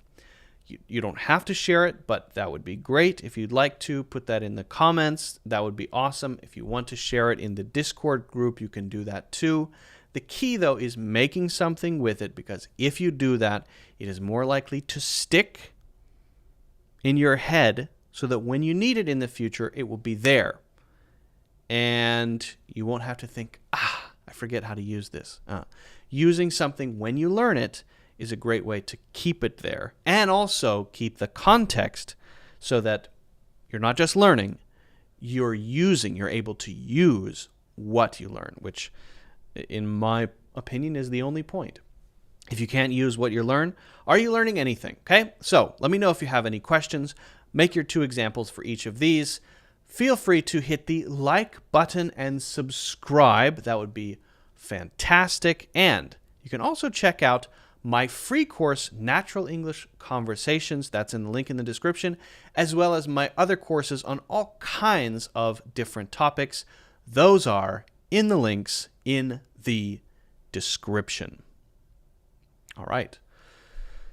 Okie dokie. Okie dokie, Smokey Joe.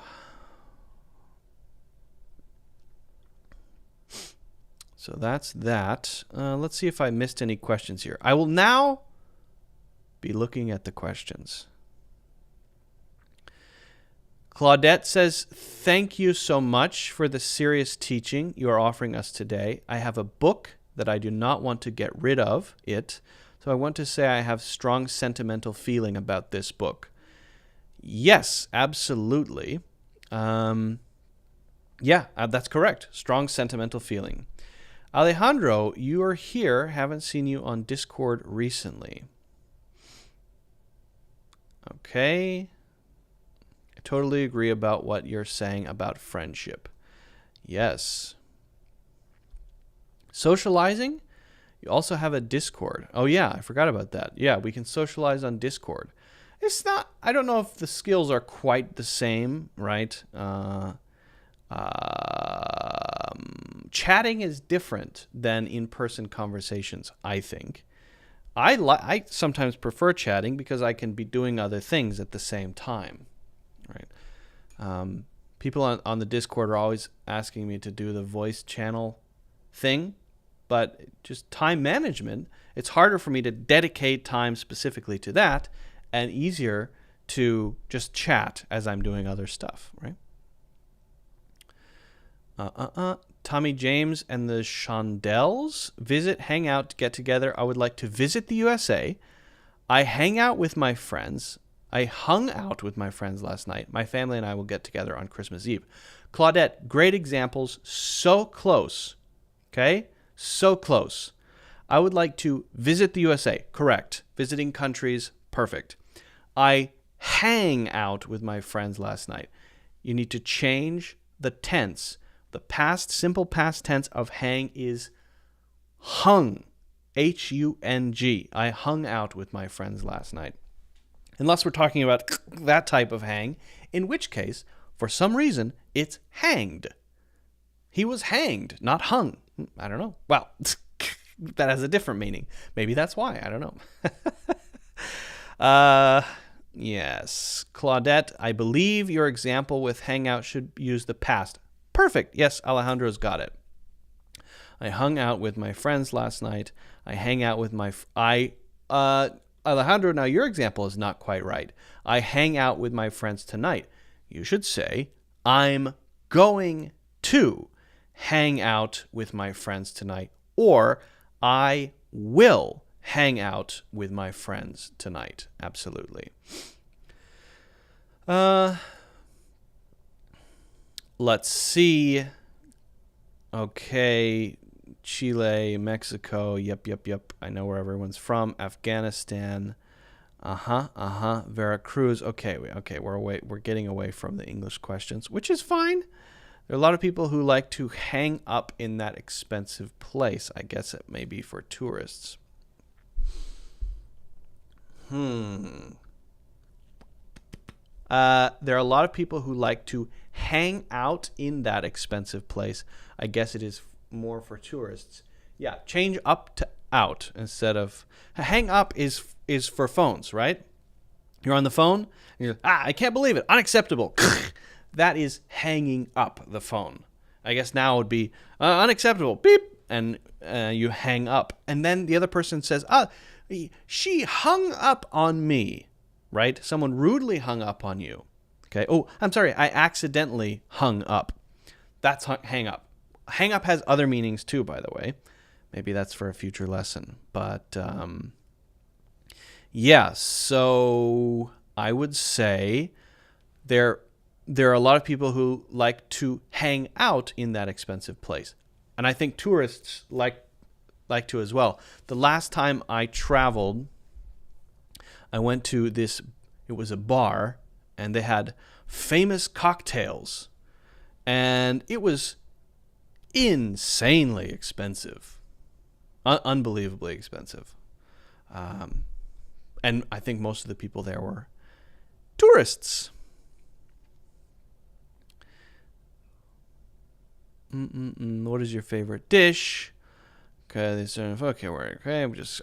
pardon me, I'm scrolling past I'm scrolling past the personal details, if that's okay. We're talking about Veracruz. Wait, where is an example of get together? Oh, so when we visit Veracruz, I will let you know. I will call you and get together. Yeah. Oh, I will call you and we can get together. One thing that blows my mind is I don't think not many people have ever said, "Hey Luke, I'm in New York. Let's get together." I would do that. Actually, it has happened a couple times, but I wasn't free at the time, so I guess that's my fault.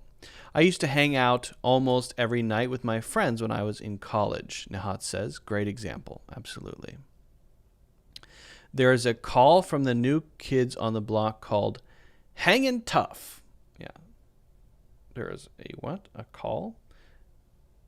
A song? Yeah, Hang Tough maybe means... hang tough is sort of like hang tough. What does that mean? I'm thinking hanging tough. I feel like that just means be tough, right? Oh, let's look it up. Let's look. Let's see. Let's check. Okay. Let's look up hang tough on the free dictionary. Diarcom. Hang tough, hang tough, hang tough. Let's see what we get. Hang tough. To maintain one's determination in a difficult situation. Hang tough. Don't let anyone in the company discount your ideas. Hang tough. Cool.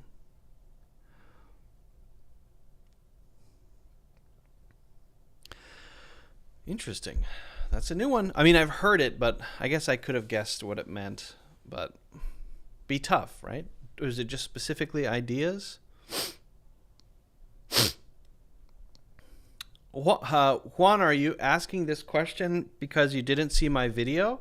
I posted a video on your question, speak, tell, and say, what's the difference? I posted a video about this question yesterday, and you can watch it.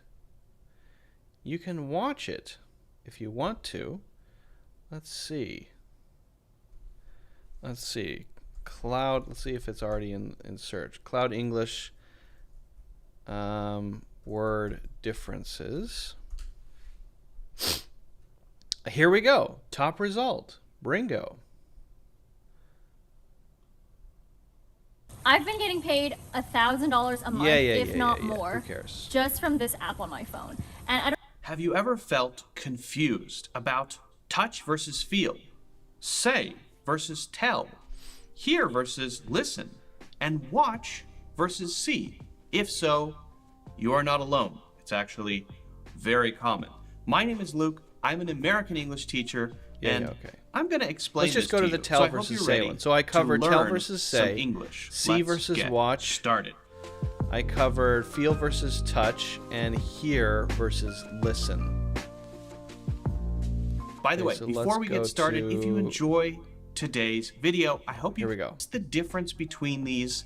Can they ever be used in the same way? When we use tell, usually what we're focusing on is the action of one person moving their mouths, or you could actually say texting something, writing an email, to communicate something to another person or people. So Well we said. don't focus on which specific words were used. It's the action. So we might say, I told him the truth. We don't know exactly what words were used, but we know what happened. Whether you were speaking it, using sign language, or texting, it's all told.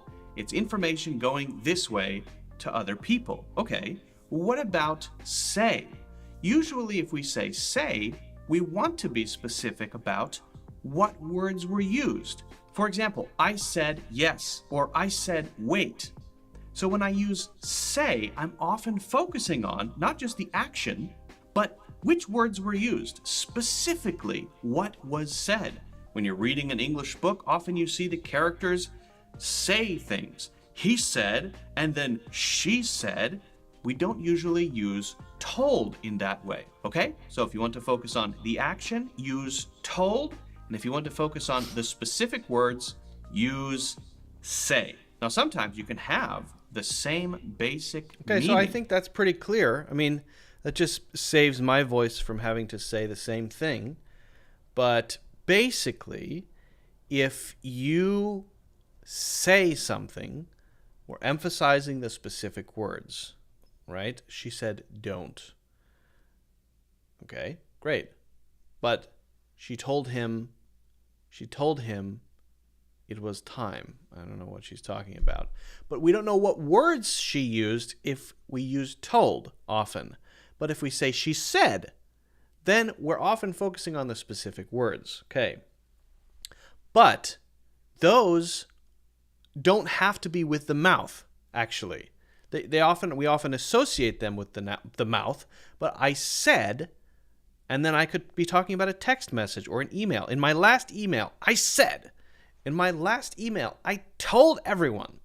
Okay, so it's platform agnostic in the sense that you're communicating with people, right? And with the same different emphasis. I told them not to send the report. I said, don't send the report. See the difference between those two, right? But if I speak, that is about moving my mouth. I cannot speak in an email. I cannot speak in a text message. So the speaking is the specific medium for the communication. Tell and say doesn't matter. Speak is a thing you do with your mouth. You make little noises, and then those noises travel across the air and are heard by others, or a microphone or whatever. That's speaking. And so if you're communicating with your eyes, you're not speaking. And if you're communicating with sign language, you're not speaking. You're using sign language. You're signing. If you're texting, you're not speaking. You're texting, right? Excuse me.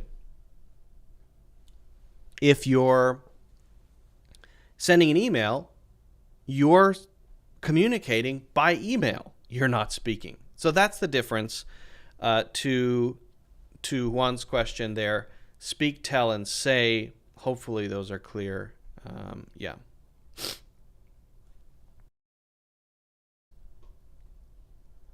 Thank you, sir. I appreciate that. Thank you for the blessing. I believe you don't have an ad blocker installed on your web browser. I recommend uBlock Origin. Okay, well, uBlock Origin. It's a good idea because I'm always annoyed by the ads that play in front of videos. Overview, an efficient blocker, block completely unrelated, blah, blah, blah. Okay, I'll give it a try. Thank you. Wow, very high reviews. Add to Chrome. Add extension. I'm going to use it.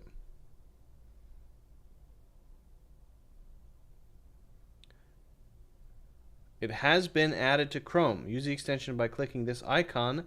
Manage your extensions by clicking extensions. Okay, so I think I'm using it. Can we see if it works? Let's click on. No, that's right now. That would be confusing. Let's click on this guy. It's a most unusual marriage. I love Hey, that worked. Whoa. Unless there was no ad in front of that one, right? That's possible. Let's click on Lo-Fi Hip Hop Radio. Nice. Whoa. Why have I not been doing this before?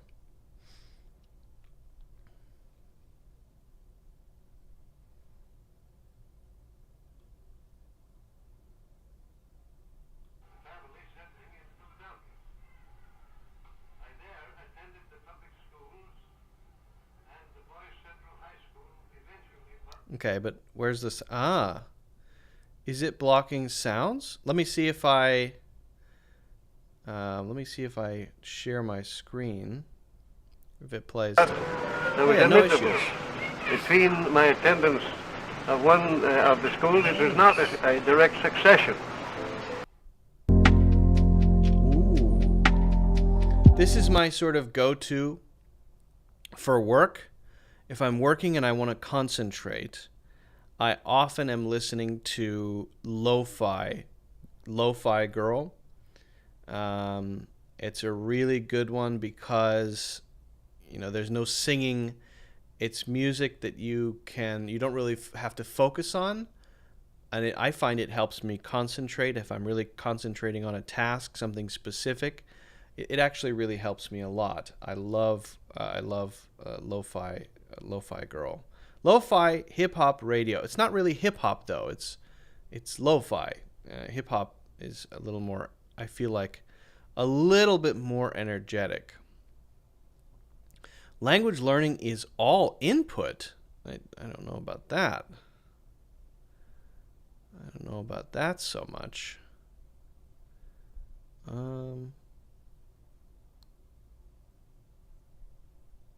Okay.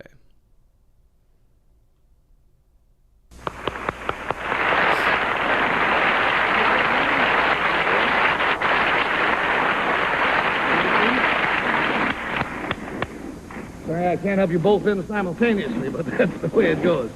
Now, ladies, if you'll close in as close to me as you can, we'd like to find out what your names are and where you are from. We'll start with you, please. Has blue Hi, hair. I'm Miss Delia Harris from Knoxville, Tennessee.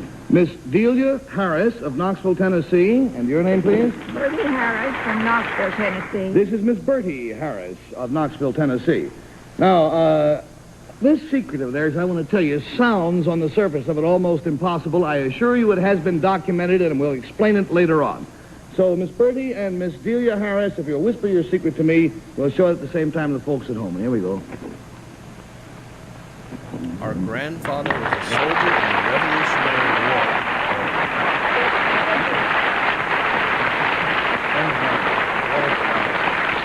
Now, panel, to help classify the Harris sisters' secret, the clue... Interesting. That must be an old show about telling surprising truths. Interesting. Is that Joe Biden as a young man? Rogers Wait a is second. certainly one of the best things that's ever happened to public television, and his Peabody Award is testament to that fact. We in public television are proud of Fred Rogers. Is a philosophical statement and would take about 10 minutes to read, so I'll not do that. This is One of the I've first seen this before. Is it? Oh no, that's not Joe Biden. I thought that was a young Joe Biden. Joe Biden, he's been a senator for most of his political career, and back in the 60s, I think he's about 150 years old, I think. So he's been around for a long time. I think he's extremely old, unbelievably old, actually. Okay, so the last thing I want to do today is I saved it for the last because, it's potentially, depending on you, the least interesting. I'm going to be reading an article, okay? And we're going to be doing our word bank approach with the article. We're going to be writing down words that we learn. And those listening, if you have questions as we go, then let me know, okay? If you don't have questions, great. If you don't have questions, be silent. The article is going to be along the lines of our theme. And so it's from The Guardian. And again, we're going to be just reading through the whole thing from beginning to end. So mentally prepare yourself for that.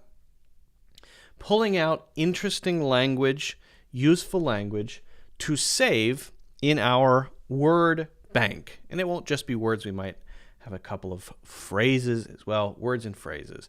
Now, when you learn language from an article, you don't want to overdo it. That's a common issue. So you should be reading articles as a way to improve your English. It's one of the best ways to discover new vocabulary, new phrases, new grammar. It's great because articles are not books. Sometimes there's an intellectual barrier about reading a whole book. Ugh. But an article, it's short and sweet, and you pick up some useful language. And the key is that you discover it in context, meaning that you find it in real usage. You see it being used. So then once you learn it, you remember it, you make an example or two on your own, it's there. Not just there, but there in a context so that you know how to use it naturally. If you're just learning a bunch of words and phrases and you don't know how to use them, what is the point? What's the point, right? Okay, so let's hop over to our Guardian article. We're going to be reading this. On June 18th, 2022, the pandemic has taken its toll on our friendships. How do we fix them? So let's start there. I think that's a fascinating place to start. Now, again, we're not going to overdo it. You don't want to write down everything you don't know because that's too much to learn, right? Go with anywhere between 10 and 15 new things per article. If you want to do less, 5, great. Just don't push yourself to the point of hating doing it, right? But if you read articles regularly, once a day, and you're circling stuff, underlining stuff, writing stuff down, you're gonna learn a lot of language, okay? So we're going to be going over to the board here, and we'll have our bank. And our first one is going to be take. It's a weird K. There's a bizarre K. Take a toll, and that's an O. And underneath, we often say it's. Take its toll, take a toll. And often we'll put in words here like take a heavy toll, a major toll, a huge toll. So what does this mean? This is a negative impact. Right? If you're driving on the highway, you go through a toll, the toll takes some of your money away. If something takes a toll on your health, if it takes a heavy toll on your health is damaged. Smoking takes a heavy toll. So toll here is removing something. It's a negative impact. It's taking a toll on my mental health, taking a toll on my friendships. We can't substitute other words. You can't say make a toll, get a toll, have a toll. It's take a toll, or often take its toll. All right, so let's get back to it. As life returns to normal, we may have expected these key relationships to spring back too, but it's not so simple.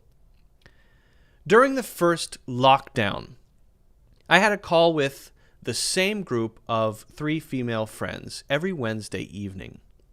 We would spend an hour or 2 chatting over video, and however doomful the day had been, the evening would be brighter and sillier. It's no exaggeration to say that those conversations kept me going.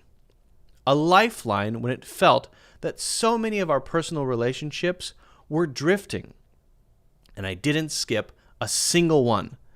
We 4 are now closer than ever. Yet, there are other friends I haven't seen and have hardly spoken to since March 2020. Okay, so I want to write down here drifting, and I want to write down here, which is the one I wanted to write down here, not doomful, lifeline, no, kept me going. Keep me going and drifting are the ones I want to focus on, okay?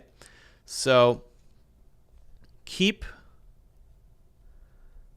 keep or keeps me, and you could replace that with us or them or whatever, going.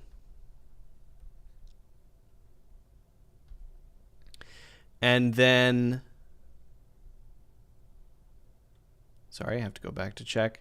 And then the other one was drifting.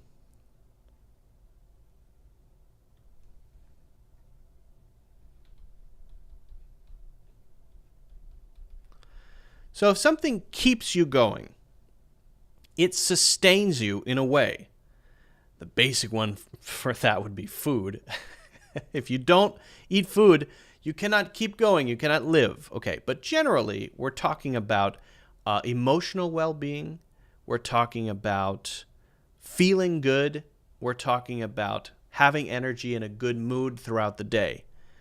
What are the things that allow you to have that? Not just stay alive. It could be that, but usually we're talking about the stuff that we do that allows us to stay in a good emotional state. Coffee keeps me going. Getting good feedback keeps me going. I'm always checking my reviews from my courses, and it's often maybe 30 people a day, sometimes 50 people a day. 5 stars. Love the course. This course, I'm just saying, it makes me feel good. It keeps me going. I love to see that positive feedback. This is the best course I've ever taken. If I get that every single day, that's one of the things that keeps me going besides coffee. It's great. Drifting. So drifting is, imagine putting a boat in the water. It doesn't have a sail or a motor, and it eventually just kind of goes away. But slowly, without really noticing it. You don't really see it moving away very quickly. It just eventually is kind of far away. So if something is drifting, then it's just organically, naturally being carried away. So you have your close group of friends. In this case, you're on video calls with them once a week, and gradually over time, the other friends, those friendships start drifting, and often we'll add drifting away. Maybe a couple having marriage problems. We've drifted away. When did it happen? We used to do everything together. We're drifting away. And you don't have to add away, but often you will see away added. Okay. Moving right along. Perhaps you had a similar experience during a time when many of us felt forced to examine the shape of our friendships, whom you could face speaking to, and who inspired little more than a sense of duty to keep in touch, if you did at all. I personally had a book club every Wednesday night. We were going through Bertrand Russell's History of Western Philosophy with a large group of people over Zoom. Every Wednesday, that was an awesome thing. We couldn't go out, but having those Wednesday book club meetups was fantastic. I absolutely loved it, and I looked forward to it every week, and I got closer with some of the people from that book club. It was wonderful. We got used to prioritizing our pals, first virtually and later seeing a small number in person when the rules allowed. Many of our friendships were simply parked, not ended, but not maintained. We pressed pause, assuming those friends would be equally happy to pick things back up when the pandemic storm had passed. Okay? So I'm not going to write down parked because I think you know it, but it's an interesting one to note in this usage. So parked, we think of a parked car, right? That's just sitting there. And in the same way, we talk about things in our lives being parked.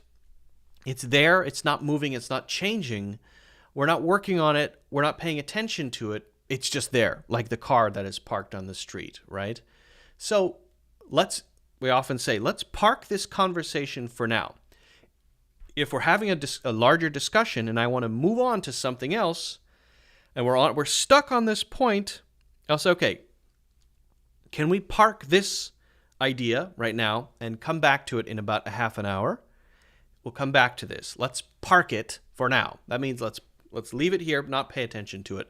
In that case, that's a useful thing. In the case of the friendships, you might, having parked your relationships, not be able to get them back, right? Or it might be very difficult. Plus, we were dealing with a new and strange friendship. There's no there. We were dealing with new and strange friendship dilemmas. How do I tell her that I'm uncomfortable with not wearing a mask? That I don't want to sneak into her kitchen for supper? That I don't agree with her Facebook post? It's little wonder that a survey by marketing agency Digital Third Coast found 20% of people had unfriended a friend over a COVID disagreement on social media. This is a really common thing that has happened, is that during COVID, I feel people became a lot more political in the sense that they suddenly cared more about other people's political opinions. I feel like it used to be that if we don't agree, I can still buy ice cream at your store. But now, if you have different political views from me, I will find other ice cream to eat. I wouldn't dare go into the store of someone who disagrees with me politically, right? This is a normal thing now, and it's weird, I think, but it's very real. So, dilemma is an interesting word. I'm going to write that one down, and also unfriended, okay? So, dilemma and unfriended. Dilemma and unfriend. Now, usually unfriend is specifically an internet word. I've heard it more and more used in real life. If you don't want to be friends with someone in real life anymore, you unfriend them. I feel like that's still very early. Often, if you don't want to be involved with someone anymore in real life, you might say instead to break ties with them. And if it's on Facebook or anywhere on any other social media, you would unfriend someone, specifically if you can be friends with someone.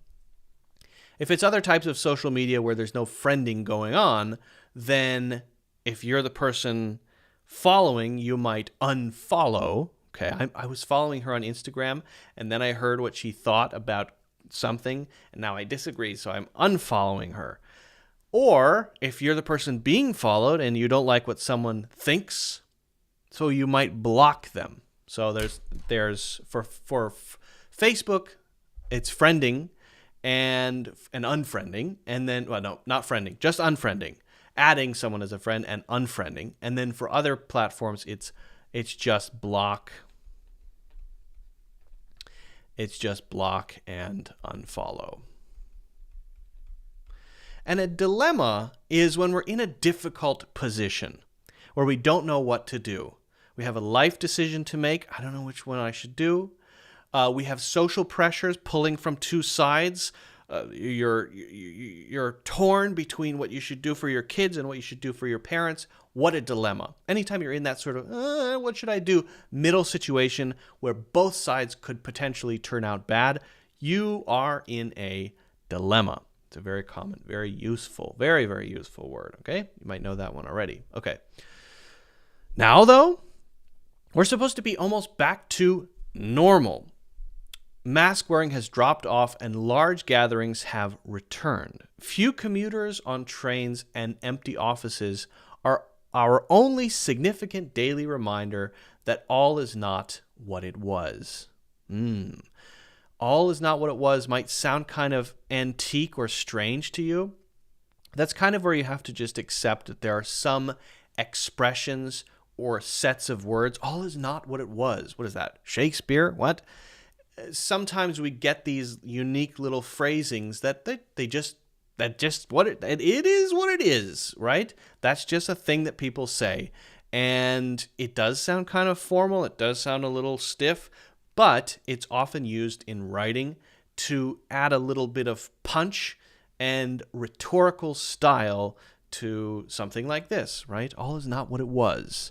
It is a little poetic sounding for sure. Well, that and our friendships, because even now, months after the last restrictions were lifted, some of us are still finding it tough to get them back on track.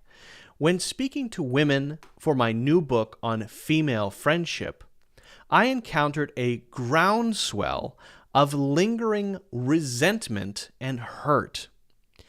It looks as if some of those friends we put on the back burner are destined to never come off. Okay. So let's pick, again, I'm in the situation of not wanting to pick too many, but I am tempted to say back burner. I could talk about lingering. I could talk about resentment. Again, what I said was we're not going to talk about everything because we don't want to overdo it, right? But at least I feel like I should bring up back burner because back burner is such an interesting and useful one. So let's say back burner. BACKBURNER. If you have a stovetop and it has 1, 2, 3, 4 burners on it, each one is called a burner. The whole thing is called a stovetop. And usually the ones in the back, you put things you're not working on right now. Maybe the heat over there, back there is lower. Less focus on it, right? So you move a dish that you're working on to the back burner because you're going to pay less attention to it because you're now making this dish and you're putting your attention, your focus on this dish. So we do that in life too. We have a project, then we get busy, so we put things on the back burner. I was really, really excited about this new project, but then I got really busy with my current company. I had to put more time into work with my current company, so then I had to put other things on the back burner. That new project I was working on, I put it on the back burner. Now, that doesn't mean that you completely cancel it. It doesn't mean that you completely stop doing it. What it means is you put less emphasis on it. To put or place. To put or place or move something. If you say put or place, put it on the back burner. Back burner. Move it to the back burner. That would be okay. If we use move, it's probably going to be 2. Okay. Where was I? One woman in her 50s tells me that the post-pandemic fallout in her friend group was worsened over the past few weeks. There's a lot of bitterness, resentment, negative tension, dislike for someone, anger, sort of slow anger. Friends of mine are having blow-up arguments and accusing one another of not having been there when it mattered. Friendships of 20 or 30 years are ending. Oh no.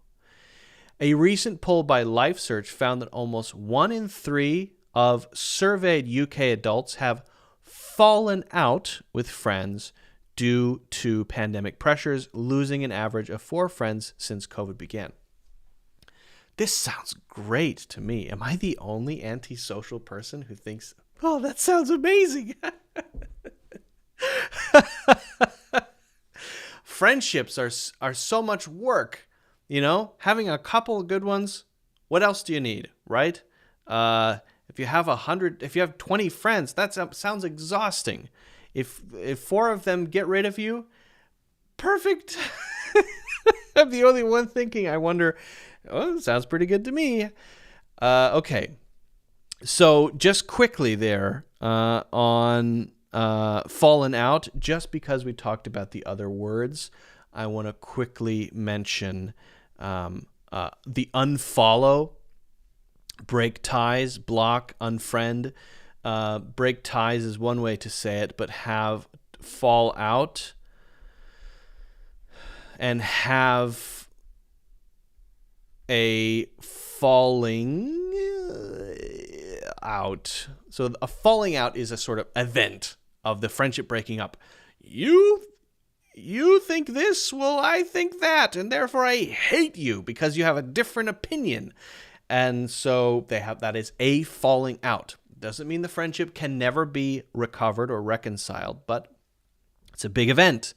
If we have fallen out generally, that means that we don't agree, we've had major issues, friendship issues, and we no longer want to speak to each other. So we break ties. After we fall out, we break ties, perhaps. I recommend breaking ties with anyone who doesn't have all the same opinions as you. It should be 100%. If people you know don't have 100% of the same opinions that you do, you should cut ties with them immediately. That's my advice. It's my personal advice. Do it. Do it now. All right. In March, Google published a list of our most searched for subjects over the past 12 months. At an all-time high were questions such as, how can I meet new friends? And is it normal to be jealous of your friends, argue with friends, not have any friends? Some people are upset that their friends weren't there for them in the way they hoped during the lockdowns. But some are upset that their friends aren't there for them now, during a time of need that few of us thought we would experience. Clinical psychologist Dr. Sophie Mort tells me, we imagined that once lockdowns were over, we would feel liberated by being back out in the world. But what I'm seeing in my clinical and my social circles suggests that the ongoing struggles in our friendships link to the fact that many people still feel at their limit. Wow. Pre-pandemic, 1 or 2 people in a friendship group would usually have struggles at any one time, meaning that the others would be able to offer support. Now it seems most people are facing something tough. This means that few of us are able to support our friends the way we usually would. It means friendships aren't functioning the way that they're supposed to. It's the pandemic friendship paradox. We were going through perhaps the ultimate communal experience, yet we became overwhelmed and disconnected from each other. It tested our core beliefs and shared values, as well as sapping our time and energy. And we're not out of the woods yet. Okay, paradox and sapping. Again, the context, friendship paradox, and as well, sapping our time and energy. Okay? So, paradox and sapping. So what is a paradox? A paradox is when you would assume that these two things couldn't exist at the same time, and yet they do. But because they do, then it cancels itself out, right? It's a thing that is there which can't be there, in a way. A classic paradox would be the grandfather paradox with time travel. If you travel back in time and you kill your grandfather, then your grandfather never has children, and because your grandfather never has children, you're never born, and because you're never born, then you can never be born to travel back in time to kill your grandfather, so then your grandfather is alive, and because he's alive, then he has you, and because he has you, you go back in time and kill your grandfather, and so it's a thing that can't really be, and yet we're talking about it, right? So the friendship paradox in this case, they're saying, hey, this is a communal thing we're going through. We have this major shared experience, and yet somehow it's pushing people apart even further, even though it is we have more in common than ever before. We can't communicate with each other, right? So that's why it's a paradox. This kind of thing is called a paradox, and you'll see it used as an adjective as paradoxical. It's quite paradoxical. That's the adjective form. Sapping is sort of like draining away. If something saps your energy, then it pulls it out of you. Sap comes out of a tree, right? You get maple syrup with the sap from the tree. But if you sap your own energy, or you sap your mental strength, or anything is sapped of life, sapped of energy, sapped of time.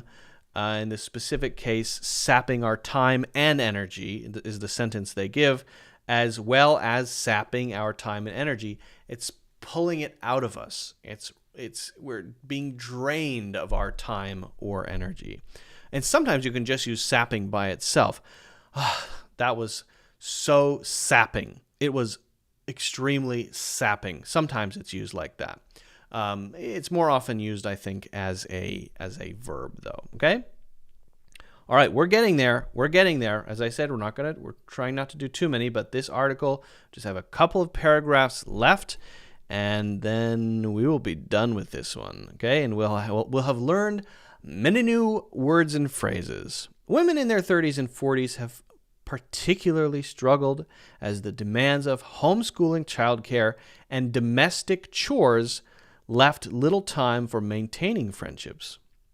This is the same cohort, according to new research. This is the same cohort who, according to new research, are struggling to return to their careers post-COVID and going missing from the workforce.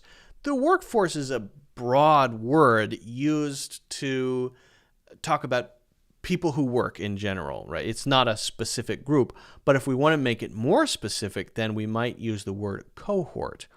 A cohort is a specific demographic or a specific group within a larger group that we want to focus on. Which cohort are we talking about? Women in their 30s and 40s. That's the cohort, okay? Cohort should not be confused with generation. Generation is a broader term, more social.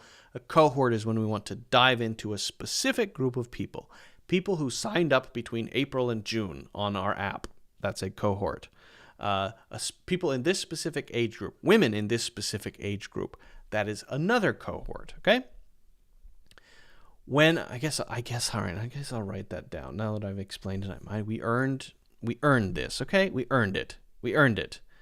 Cohort. A cohort. Okay? When your friendships usually feel deep and connected, disconnection or distance can feel like a rejection, which often leads to resentment, anger, sadness, and confusion, says Mort. I haven't lost any friends yet, but there are some relationships that are slowly coming apart. At the seams. Oh, I love that. I got to use that one. So is it too late? Mort believes not, and says it's time we started to speak honestly with our friends. It's a case of, you know what? I'm going to write this down before we get to the end. We're very close to the end, friends and neighbors, okay? I got to write this phrase down because we've done a lot of words here, dilemma, cohort, blah, blah, blah. But what about coming apart at the seams? Okay. Clothes. The fabric is sewn together with stitching. The arm connected to the torso part, right? And that line there that connects the arm and the whatever, I don't know what it's called. What is the main part called? I don't know. That stitch there, that is called a seam. S-E-A-M, seam. A seam. So if you sew stuff, first of all, great job. Congratulations. That's cool. Second, if you start pulling on it, eventually there will be enough stress so that it rips, right? So we use this expression, coming apart at the seam, to help us sort of visualize this idea of let's say you have a bear, right? Have you ever been to Build-A-Bear workshop? You get a stuffed bear, but you make it yourself. They put the stuffing in the bear, and you can design it and do stuff with it. You want something that's pink, or you can customize it, right? It's called Build-A-Bear Workshop. Well, what if they accidentally left the stuffing gun on when they were filling up the bear's stuffing and it just kept growing and growing and growing? where would you first start to see things tearing? Would it be on the fabric of the bear? No, it would be along the seams. You'd start to see some white stuffing around the seams on the bear's arms and legs, maybe where the legs and the arms are connected. As the stuffing gun left in the bear fills the bear with stuffing, then you start to see it coming apart at the seams. Eventually, poof, the bear explodes, right? So then we use that visualization, that idea, to talk about relationships, stress and pressure in our lives, our mental health, projects that we're doing, a startup company that you started, lots of things. If something is coming apart at the seams, there's so much pressure on it. There's so many problems that it eventually just. But if you say it's coming apart at the seams, it hasn't happened yet. That's the moment where you see the seams appearing to be under stress. You're seeing some of the stuffing there, and it hasn't exploded yet. It's coming apart at the seams might mean you want to take some last-minute sort of actions to try to fix it. Okay, my family is coming apart at the seams. It's all a mess. We need to fix it. Let's have a family meeting. Let's sit down, okay? Everyone, listen to me. This is now a dictatorship. I don't know how to solve it, but you would have a crisis sort of situation. So that's what we use this expression for. If things are coming apart at the seams, things are in big trouble, right? We're in big trouble. Okay? So, and we're very close here. Bear with me. We're getting very close to the end. In a case of working out what could be done to improve a friendship, do you need to tell your friend that you miss them? Do you need to say that you need their support? Many of us think that an argument or a period of silence equals the end, when actually, if dealt with effectively, it can strengthen the friendship. A key part of I should stress, it can strengthen the friendship. A key part is the ability to apologize. I'm sorry that I told you that your opinions were slightly different than mine. Being able to say I'm sorry is extremely powerful. There are ways to improve your friendships. The first question is whether you want to. Claire Cohen is the author, is a journalist, and the author of BFF, The Truth About Female Friendship. Okay. There you go. Okay. So let's talk about the words we learned. We talked about taking a heavy toll, which means something removes or damages, has a negative effect. We talked about, and I'll circle these as we go. If you want to take this, by the way, this would be a good time if you want to use this as a learning opportunity and you are watching, you're seeing the video, to take a screenshot, cut out my stupid face, and have this black square here with the words that you can use to remember. There'd be a good opportunity to do that right now. Go ahead. Screenshot, crop it, save it. Look these up on your own, find examples, make your own examples. These are all very useful, right? There's a good opportunity for that. If you're listening, shame on you. Honestly, you should be watching. No, it's okay. But you can be writing this stuff down as we go along. Or maybe you have a perfect photographic memory, or you're very good at visualizing. Keeps me going. That's not just about sustenance. It's about stuff we need in our lives to maintain a healthy emotional balance. A cohort is a specific group, a specific demographic among a larger group. It could be used for companies to talk about a specific group. It can be used to talk about age groups or maybe gender, things like that. Drifting away or drifting, slowly moving away, kind of hard to tell that it's moving, but it is. It's going farther and farther. It's usually not a good thing. A dilemma, stuck in a very difficult situation. You don't know, should I go left or right? What should I do? This is such a dilemma. I'm not going into detail on these because we already talked through them, right? So this is just reminders, right? Block, unfollow. That would be specifically for platforms where you're following people like Instagram.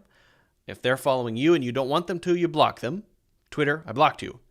If you don't want to see them anymore, then you unfollow them. Unfriending is more like social media where you can be friends with someone.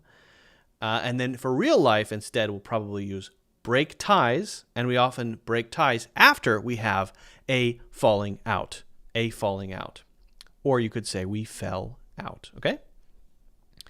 Coming apart at the seams we talked about when something is under so much stress or pressure that it's about to break or explode. Things in life we use that one for. We place or put something on the back burner. That means we give it less focus. We put less energy into it. We need to focus on other things right now, right? So we put it on the back burner. Doesn't mean we cancel it or stop it, just for now.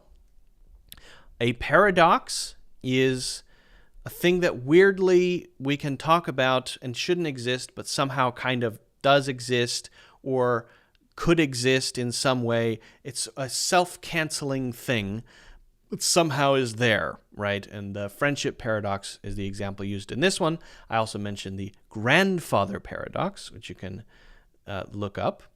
And then we talked about sapping. And if something saps your time or energy, it pulls it out of you.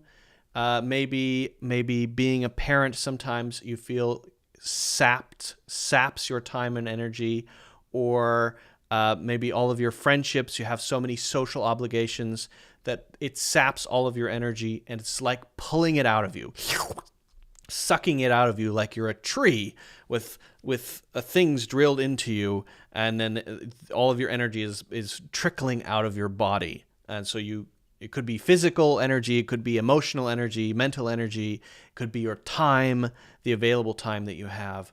And you say, I just feel like totally sapped right now. I can't even. That's the feeling that we have if something saps our energy. Okay? So, I feel like we've covered a lot today. We've talked about idioms, we've talked about phrases, we've talked about so many things. If you have any questions about these specifically or anything else, let me know. I'd love to take a look at your examples. If you haven't done so already, don't forget to hit the like button and subscribe. Also, you can get a free course, Natural English Conversations. That's in the link in the description. The first one it should be. And then you can also check out my full courses or sign up for a monthly or a yearly membership if you want access to all of my English courses. Also in the links in the description. Any questions to the chat? I was not paying too much attention. Alejandro, shame on you, sir. Claudette, that would be so much fun to see the bear blow up in the store. Yeah, I suppose so. For Build-A-Bear, it's good. For life, maybe not so much. Can we say this meeting was sapping? Here's how I would usually say it. I would say that meeting totally sapped my energy. I think that would be a more common thing to say. If you said the meeting was sapping by itself, it would be okay. People will say that, but usually people are going to say it sapped what? My time, my energy, something like that. Okay? What's the name of the article you are reading, Luke? I would like to read it again, letter by letter, as practice. Absolutely. So, I can pop that in the chat if you like. The article is called "The Pandemic Has Taken Its Toll on Our Friendships. How Do We Fix Them?" And then I will go ahead and put that in the... I'm going to put it in the YouTube chat, okay? So... Hey, what happened? Are we not live? What's going on? Oh, why did it not use my live event? What the heck? That's very frustrating. I created an event, and then it posted the live stream as another event, but it's not using my original event with my thumbnail. Ah, how frustrating. How infuriating. I'm livid. I'm beside myself with rage. And it also has an old discount code. What is going on here?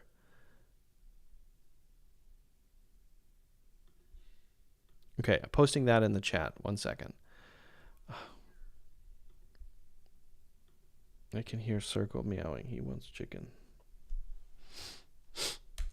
All right, there is the link to that article. And I'll have to fix this video so that it looks right. I'll be honest. Today's live stream has sapped my mental energy. I was going to record a course today, but I feel now exhausted.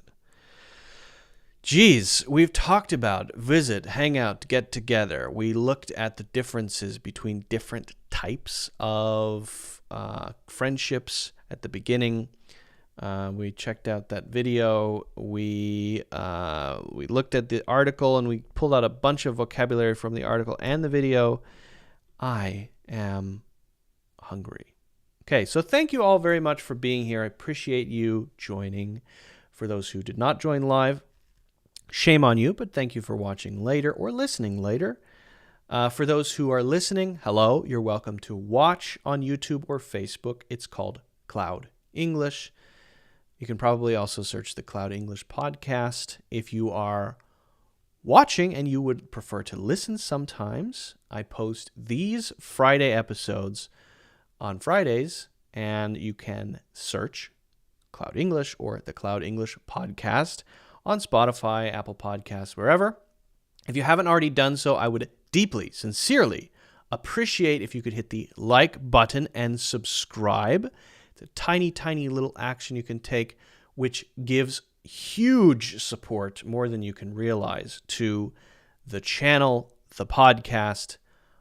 Deeply grateful if you could do that. It takes you half a second, and it is immensely helpful.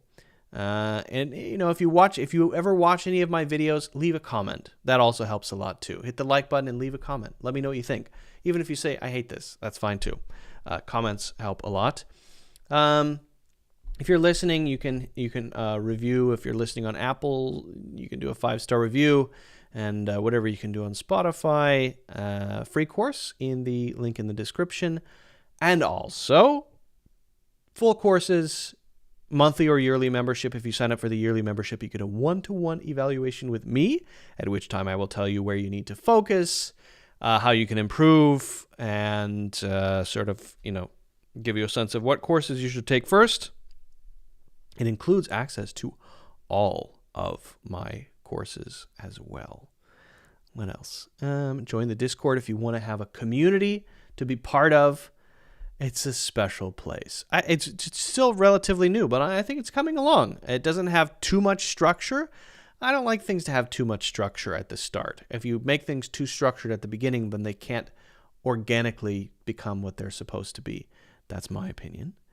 Anything else? Anything else? No, I don't think so. Tomorrow, Mushroom and I will be doing a special podcast. So join us tomorrow at 10 o'clock a.m. Eastern Standard Time. And when I say 10, I actually mean 11. So join us for that. Thank you so much. Sure